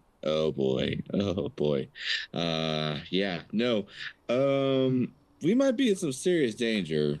I know we talked about something potentially being under the mountain, but I don't expect to see occult symbols out in the middle of the woods carved into a tree. Pointing.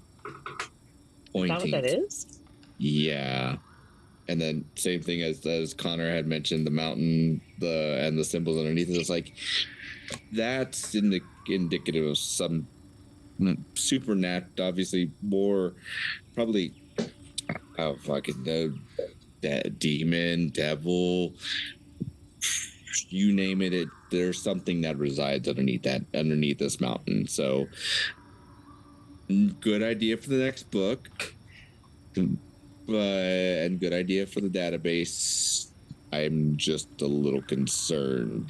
However, we do have our Go Blind whiskey now legal that we can experiment with.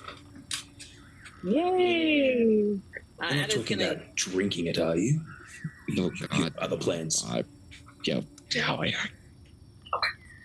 Ada's going to take a moment just to kind of like take notes of just everything that we've come across, but especially of that symbol, something to look around for online or at the library. And she's going to double check her phone real quick just to see, like, do we have signal where we're at? Yeah, currently you guys still have signal. You're still on you're on a beaten path right now.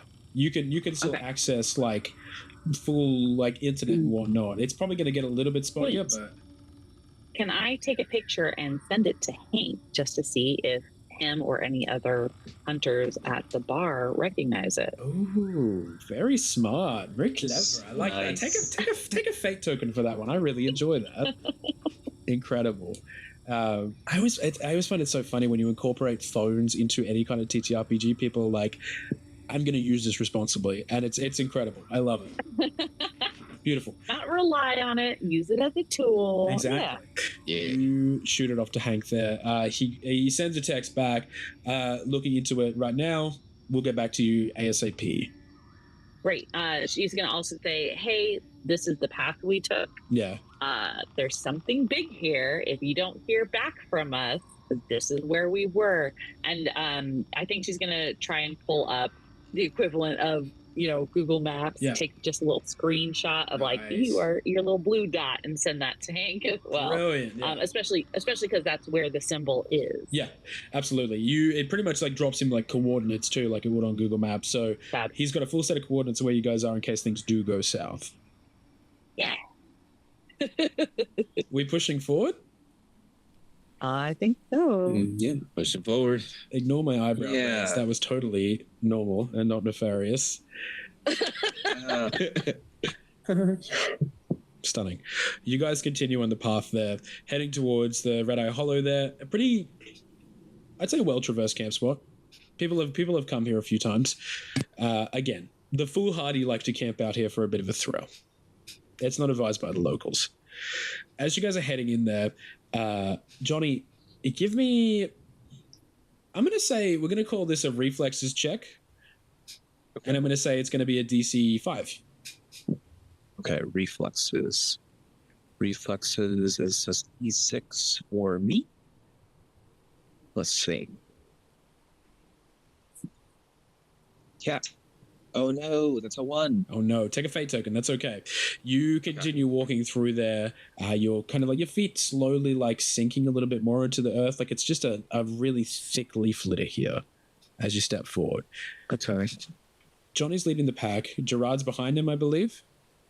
I know it was Adam. Adam was behind us. Yeah, I've got the map. I was actually going to ask, like, what's the equivalent of a perception check with this? How are you attempting to look is probably the better question. Like, is it like I'm trying to? I think I'm focusing on the trees to see if I can find any more of those symbols. I think Ada's kind of focused specifically on that. I think that's so anything I or higher level. Nice. I think we'll just call that a straight law check then. I think it's going to be pretty easy. Okay. You can happily halve it to a 10 if you want. I'm going to say the DC is 10, but if you want to roll above it and you get above 5, I'm going to give you more. Yeah. Nope. I got a 6. Does that mean I go by the 6? I don't get the choice to have it, right? No, it's either halve it or it's roll it. You haven't. Cool. You didn't spot any more of these symbols as you keep pushing forward there, but you didn't fail by more than 5, so that's fine. You guys keep pushing forward there.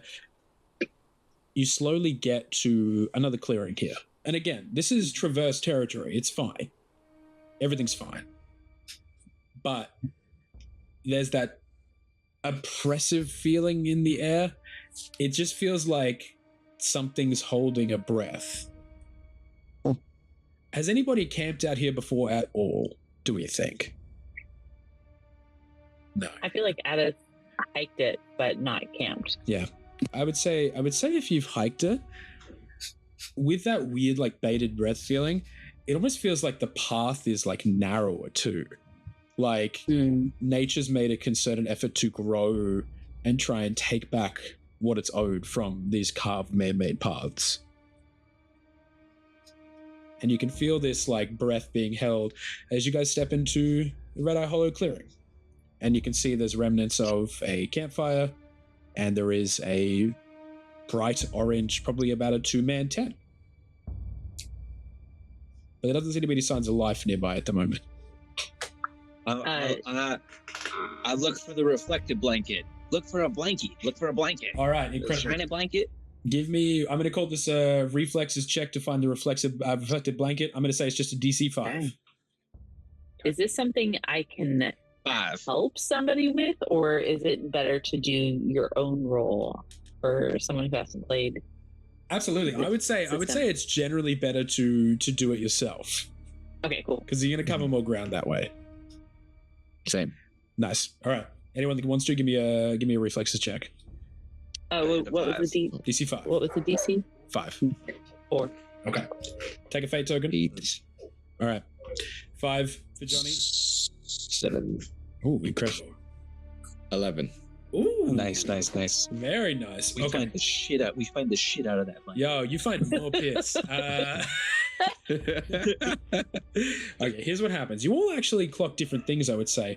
And Johnny, the thing for you immediately is a smell assaults your olfactory senses so greatly that you're like, who ripped off my recipe? Basically. Ooh. Yeah. It's powerful juju. And as you kind of follow your nose, digging like a little bit into the brush just outside the clearing, you can see like a metal flask. I pick it up and give it a sniff, remembering that Jess and Tim had a metal flask with them. I give it a sniff. Yeah. Is it my not legal? Is it my not legal? This is the not legal. This is the not legal brand poured directly into this flask. This is the missing campus. Hey, this is them. This is Tim and Jess. I recognize my product here. They had good taste. They probably went blind and wandered into the woods. I don't know. While you're ruminating on that, Harvey, where are you looking? I'm just kind of exploring around, taking a look in like the wood and like the little bit of the wood in like the woods, so that way like I'm not going too far, but I'm still at least like expanding outward. Absolutely. And you got an 11, I think it was? Yeah. Nice. So succeeding by more than 5, which is brilliant. I think the immediate thing that you clock is that you've created such a succinct database. You'd be able to pretty much tell off the top of your head if you're like, oh yeah, Wendigo, that's a vampire, that's a werewolf. You could rattle those off, no questions asked. As you're looking through here, it's almost like a bit of a pattern starting to emerging, and you're seeing like trees that have been snapped at like a particularly high height, if that makes sense.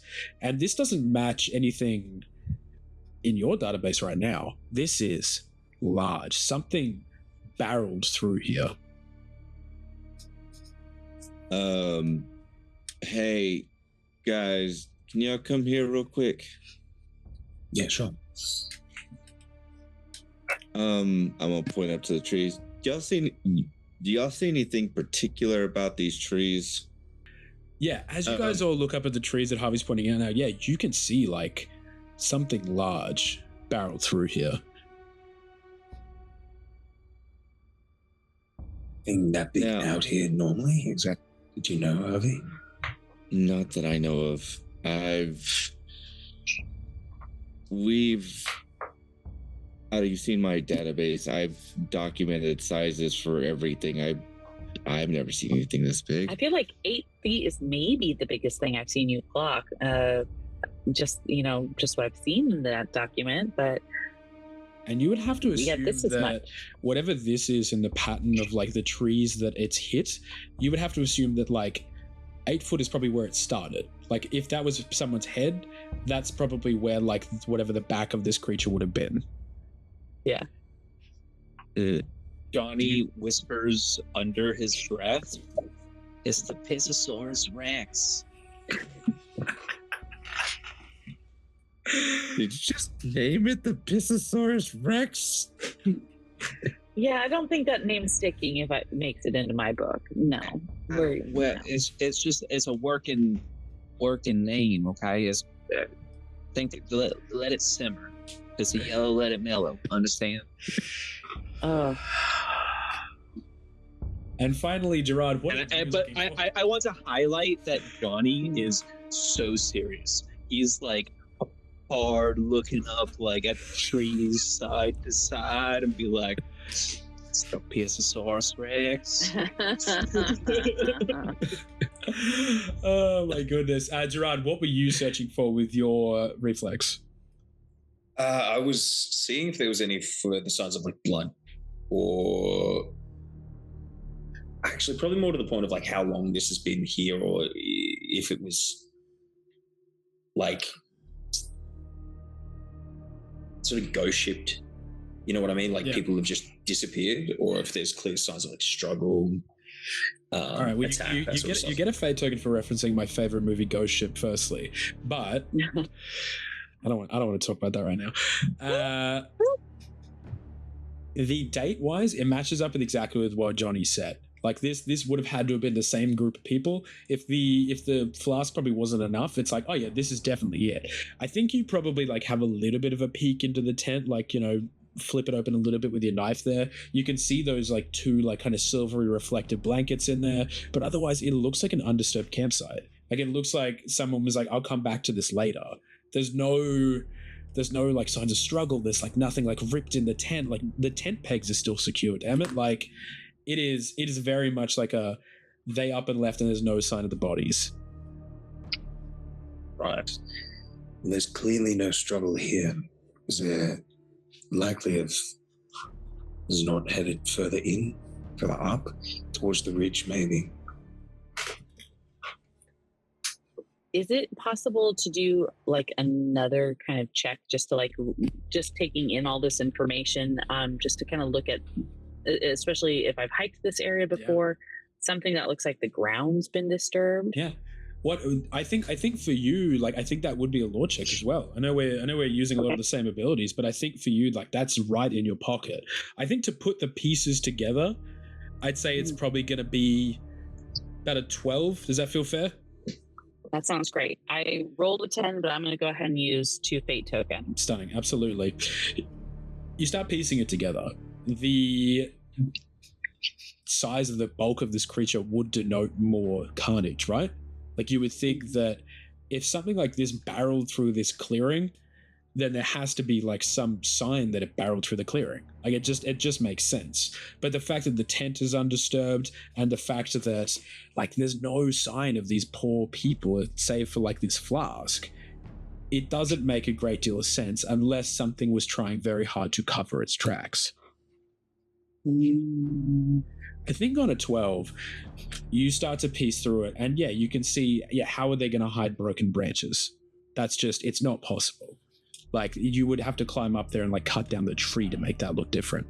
But I think that you start to look at the ground and you look at like where the flask was fallen. You're like, surely that's going to be a spot for it. And you can see, like, it's almost like these like thicker vines, if that makes sense. Like it's like a thick green vine under there.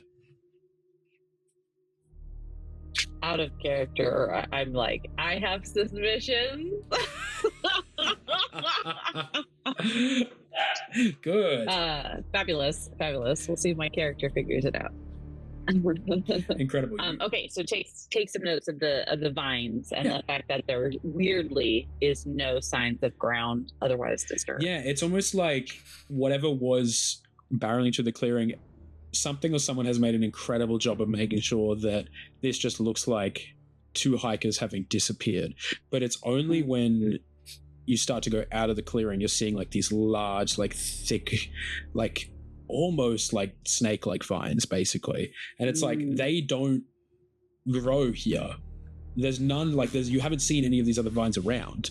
It's immediately, I think, a clock for you. You're like, they don't exist here.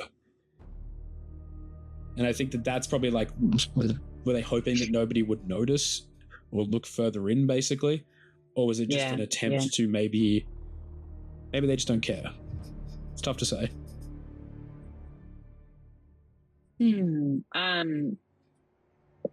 do lead deeper into the woods. You can... The vines themselves do? Yeah. Okay. Ada's gonna kind of point out the vines to the group and be like, I've got some plant knowledge, but is anyone a little bit more familiar with what this plant might possibly be? I don't know of it, even though I've lived here my whole life. Jiv? Anyone gonna have a look? Can I take a knife to it and see if there is like, I'm gonna gingerly sort of peel the first layer of bark, the skin away from it and see what it secretes at that point. Yeah, absolutely. Give me we're gonna call it a strike roll. I'm gonna say it's got a difficulty of just a 6. Okay, cool. That's a 6. So that explodes for me. Ooh. That's a 10. Respectable. Incredible. You reach down, kind of like kneeling over this vine, grabbing the knife. Just a plunge in, or are you just trying to like carve a little bit of bark out? Yeah, it's sort of like almost to take just the first layer off. I'm not just going to go gung-ho into it. Incredible. You almost like surgically scrape the top layer off there, and immediately you see like this viscous, like Icarus, like blood, red blood starts to ooze out of it, and the vine just whips away and leads itself back further into the forest.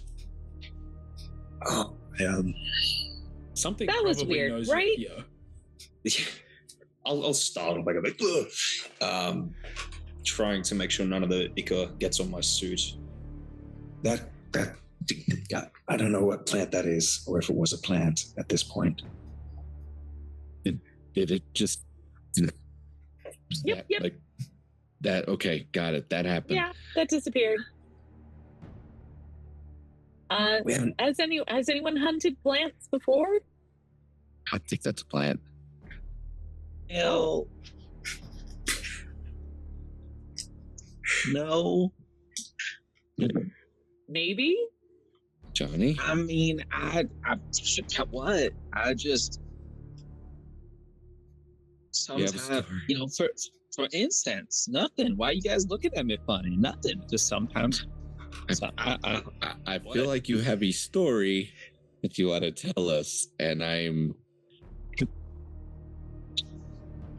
Hey man, some plants are known to have medicinal effects. If Don't they're make lit. this into another drink. Do not make this into any other thing people can consume. Yeah, no, you're right. You're right. That would be strange. I have to know. Did you make some sort of plant into something you Not could yet. consume? Not yet. Well, have I? I don't know, Johnny. You tell me. Have you? Are you branching out? You're making a new form of Hey, listen. The distillation process is a mysterious and complicated art. Okay, the ingredients label is more like approximations. I can't even spell how some of these plants sound. So, I'm just saying, if we get that weird jumping plant, I bet I could do something with it. If there's any of that like blood Icarus thing around, Ada's gonna she's got like a couple like small cups and vials and things. She's got like some little snack containers. Yeah. She's gonna just kind of like eat a couple of the snacks and then just like try and get some in a container. Absolutely. If there was some of that vine that you cut off, she'd put that in there as well. Try not to touch it. Kind of like scoop it in there. Like it's still gross. I think that there's probably enough blood of Gerard's knife there still, and you can pretty much like flick the bit into there. Yeah. And I Do you think think that's actual blood? Oh my goodness. Oh. Hey, does it smell like blood, Johnny? If I walk up and be, Johnny, is this what you smelled before? I give Johnny, it how a do you know what whiff. that smells like? Well, it's a little. It's like it's kind of like sweet iron. Johnny, no roll required. That is the coppery iron scent of blood. Yeah, that's the stuff right there. No. She's gonna put it in the jar, wipe her hands, hand sanitize, wipe her hands again. Incredible. And I think probably now, after that vine has like retracted back into the woods, you can just like very like faintly hear just like treetops like shifting, not in like a something's jumping from one to the other, but just like a general. It feels like one tree does something and then another tree. It's almost like a call and response, if that makes sense. Oh, does anyone else feel like the trees are talking to each other? That's always that's a little bit of a possibility. Should we get some more information before we go any further? You want to go back to Hank, or do you want to stay here and survey more? She's going to pull out the map and kind of see if there's any other missing person campsites that are along this trail, preferably not down to where the thing disappeared, but somewhere nice above Yeah, absolutely. I think probably what's becoming like a little bit more apparent now is that if the quarry was in like a circle there and that was the center point, you could see that like Red Eye Hollow's there and then another one's here and here and here. And the way that the vine tended to retract was almost like it was going around, basically. In a bit of a cyclic motion. So yeah, you could absolutely go to like the next spot of the missing person, but I think all roads lead to Vine. I mean, do we have anything? What do you use? I will say though, it's not the worst idea and to regroup and get more information. You did send a message to Hank. This isn't like a regular kind of like D&D situation where you guys are fearless adventurers charging into, battle. Oh no. And skeletons. Yeah. The stakes here are very real. I think that if you went into here unprepared, there's a very real possibility nobody makes it out. Man. Do we have signal on our phones at this point? If you stepped kind of back like into the middle of the clearing and did a little bit of yeah, absolutely. Yeah, you get a text back, Hank, that he says, got a guy who knows what that is. Okay. Get back ASAP. Yeah. What do you think, guys? Let's get back. Let's get out of here. If the trees are talking, how come we can't hear them, man? Wait, is there a vine nearby here? Just gonna like look around as I say that. Are you looking for another one of the same vines? I am. Okay, give me a reflex check. The DC is only going to be a 6. And Abba can help out with that. That's okay. Yeah, for sure. Like, yeah. Because since I know what to look for, I can kind of I will say as well, and I know you said about like helping like someone before, like a sense of advantage. You can give your fate tokens to somebody as well if you feel like they need it. Cool. Copy that. Yeah, I got a 1. What'd you say DC for 6. for finding 6? Great, I rolled a 6. Incredible. I will say no, not immediately. There's no more vines around, but that feeling of like the path narrowing that I was talking about before and bated breath, it feels like something just exhaled in like a bit of exhilaration, if that makes sense. And I think you probably harken back to Johnny talking about when does the prey know that they're prey. Which we didn't hear that conversation though. No, but our audience. But it feels like foreshadowing. Yeah. It definitely feels like something has just gone good. Is there sound of like animals, like nature, birds, that sort of stuff, or is that gone? I think it's gone. I think the sound has drained out. I think the temperature feels a little bit colder, and I feel like, was it a feeling of an exhale, or was there like a that you guys heard in the woods?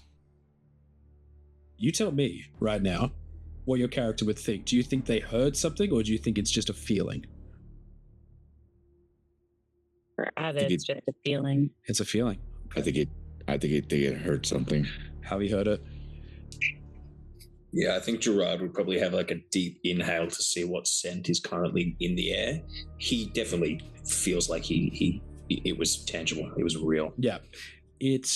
What about you, Johnny? Did you hear it or did you feel it? The kind of what was the exact, like an exhale of satisfaction, basically, like the hunt is on. And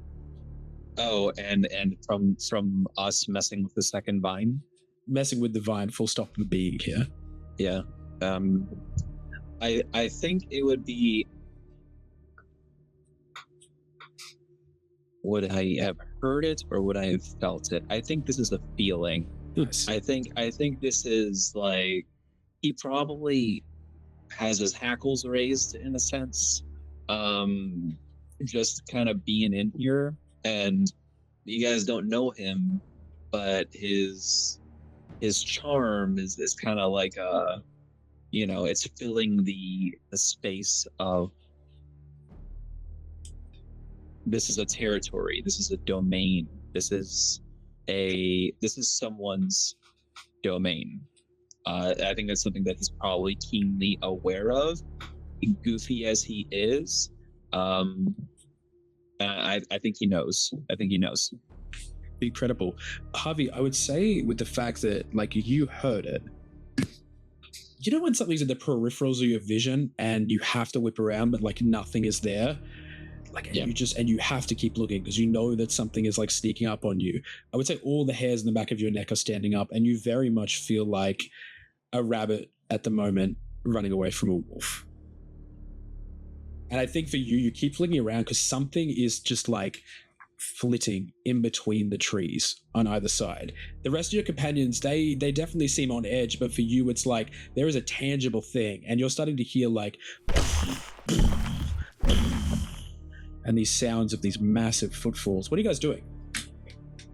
I am No, only Harvey hears them. We need to go like yesterday, like right now, as I'm going to pull out one of the Go Blind whiskey, now legal, sample bottles, and just kind of like flick it open, and then I'm going to pull out a piece of cloth and just start stuffing it in there.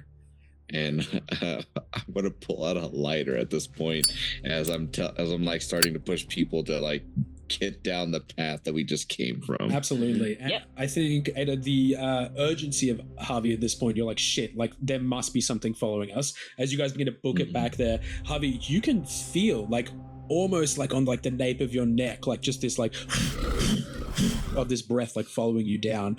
You guys are just you guys are running. Like you are like Harvey's the one that's feeling it, but you guys are just heightened by the presence of it as you guys head out. And it's only when you stumble back out into this clearing where your cars are parked that it goes away. And you can take a beat to breathe. Okay, so your Pisosaurus Rex might be a plant. Okay, it could be a plant. That's true.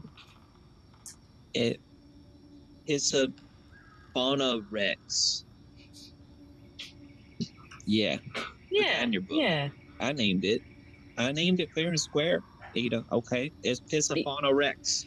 You know, I was thinking of a title with something to do with claws and thorns. So I'm not sold. Okay, well, we can workshop it, but I'm glad Hobby didn't toss my premium booze because that would have been a waste of good liquor. Hobby, I see you, but it's okay. Next time. Go for it. I was just gonna say, tell me how Harvey is feeling as you step out of there after just feeling like you were inches away from being snatched up by something. Visibly, I am like I'm against the car and I have like my hand on my face, and if you look closely, I'm still holding on to the Go Whiskey Blind Now legal sample bottle, and it's shaking a bit. You can see like the cloth that I had stuffed in there is like soaking it up, but also like a little bit's kind of dripping out because of like the shaking in my hand as I'm just recounting everything that just transpired. And I've haven't thought about putting things into the tablet just yet. I'm just like, that was closer than what I would have ever wanted to have gotten. And I think while you're having that thought, as you're sitting there, that symbol, it's almost like it's like when you've been staring at a light source for too long and then you blink and you just keep kind of seeing it everywhere. As you're kind of having that moment against the car. Out of curiosity, what's something that would just like help us to kind of tune in to like how somebody's doing? Like trying to figure out if Javi's hiding it, or if it's just like on his face. I think it would be opposed charm rolls. I would say, Harvey, I'll get you to, if you want to try and hide something, I would get a charm roll, and then I would get an opposed one to try and work your way in there. Yeah, sure, I'll do it. It sounds like fun. Yeah. Righty. I rolled a 6. I also rolled a 6, and I'm going. That's because my charm is a D6. So, 12, 18, Wow. He is hiding this 22. real good. Nice. Holy crap. I think Harvey's definitely like there's definitely an element of like, oh, he's shaken. Like that was a pretty like harrowing experience for all of you guys. But I don't think there's anything that's going to denote not the feeling, like the literal sensation that he had. Like I don't think that's outwardly visible.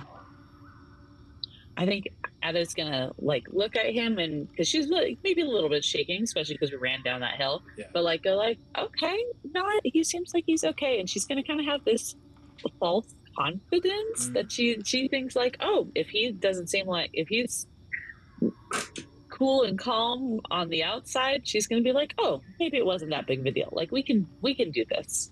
We can take whatever that was. Nice. I love it. Incredible. You guys peel out of here, heading back to the Gravedigger's Rest because you need more information.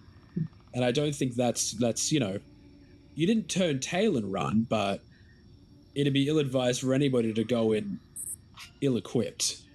Oh yeah. Was just reflecting back on the reflecty blanket. Yes. What was the state of it? Was it torn or just kind of tossed to the side? Just tossed to the side. Okay. You could have picked those up too if you wanted to on the way out. Yeah, I imagine I would have taken the reflecty blanket and their metal flask. Nice. Incredible. You guys arrive back to the Gravedigger's Rest. Visibly shaken. You see that Hank's waiting there. He's got like a stack of papers like printed. Like he's been doing some work while you're away. Coming on in, he's like, y'all need to sit down. Take a fucking seat for this one. Oh yeah. You got. What's up, Bobby? Can I get a drink too, please? Yeah, absolutely. You want middle shelf or top shelf? It looks like a top shelf situation to me. Yes, please. Incredible. Gerard, you're getting middle shelf. Don't get your hopes up. I was getting excited. Ada's also going to place an order for some food for us. What time of day would it be? Like, what time do we think we made it back by? I think you guys went in the morning, so I think it's probably... I'd say it's probably early, like just cresting midday. Okay, great. Yeah. Hank's like, okay. Thank you for sending that to me. Appreciate you going out. This is shit. Okay? I just talked to a colleague of mine, old professor, like a symbology professor. Like they know this shit.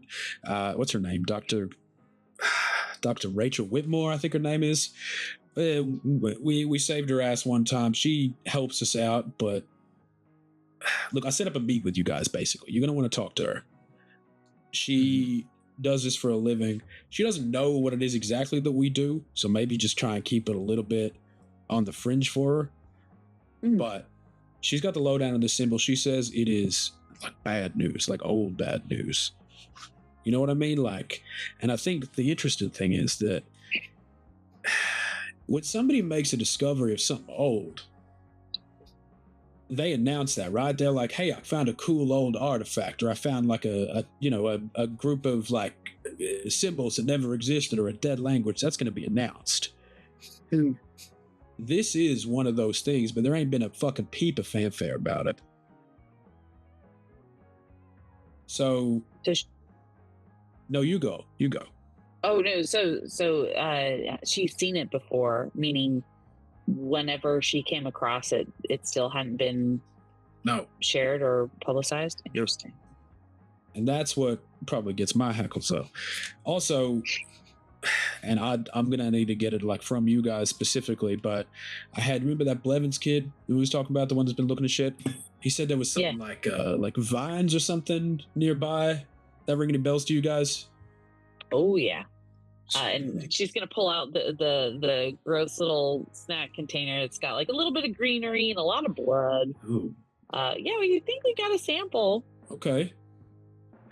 I mean, I don't know. I don't have any specific contacts that could look at that, but okay. She'll just put it away because it's gross. It is gross, but that we hold on to it. We might need to look into it.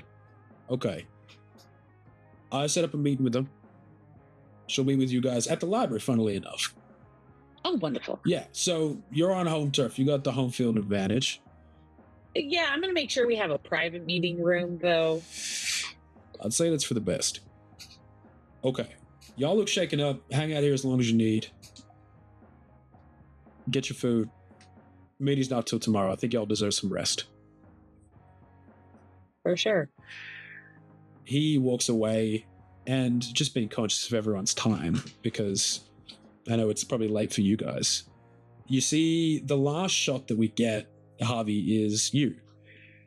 As the camera slowly pulls out, you just have like this itching under your jacket, like under your sleeve. You pull the cuff up there, and only you and the camera see it, but you have this cult symbol just welted into the skin of your arm right now.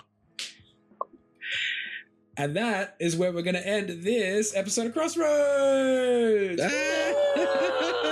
Oh my God. Holy moly. All right. Let's tell the beautiful audience where they can find us. Loki, take us away, my friend. What's up? My name's Lockie. I come from the Mimic Den, which is currently on Instagram and slowly going to be branching out. I played Gerard Cole. It's not sus, I promise. And I'm going to pass this ball over to the howling Johnny Slim Jojo. Hi, friends. I'm Jojo. I'm playing Howlin' John Slim, which has been so much fun so far. You can catch me at Melanin Mythos, which is a BIPOC world-building podcast on any of your favorite podcast apps. You can also catch me helping out at Apochromatic Unlimited or appearing in Castleton as well these days. So that's me, and I'm going to pop it over to Hobby. Hey everybody, thank you for tuning in. I am GM Justin. I played Javi tonight. You can find me on all my socials at Forever GM Justin. You can also find me over at Roll D5, where we specialize in playing indie TTRPGs. And just like as Jojo and majority of us here, you can find me over at Castleton, starting up on November 2nd. I believe is the day that AJ had said. If not, it's in November. So there it is. And fun stuff is ahead for us. All right. And I want to popcorn it over to Aurora. I'll take it away. Hey, I'm Aurora. You can find me on Twitch at Aurora_lore or on Instagram at Aurora J. Colbert. I played Ada Weston, our lovely total monster smutty writer and librarian. But yeah, thanks for joining us. This was a blast, and I'm already having a grand old time. Incredible. Yeah, look, I'm Cloud Kirkconnor. You're on my channel, so you probably know what I do. And if not, and you came here by mistake, my condolences. Refunds will not be exchanged after 30 days without a valid receipt. Thank you guys so much. I cannot wait to see the conclusion of this. Holy shit. Wow. Okay. We love you, audience. Thank you very much, and we'll catch you all on the next one. Bye-bye now.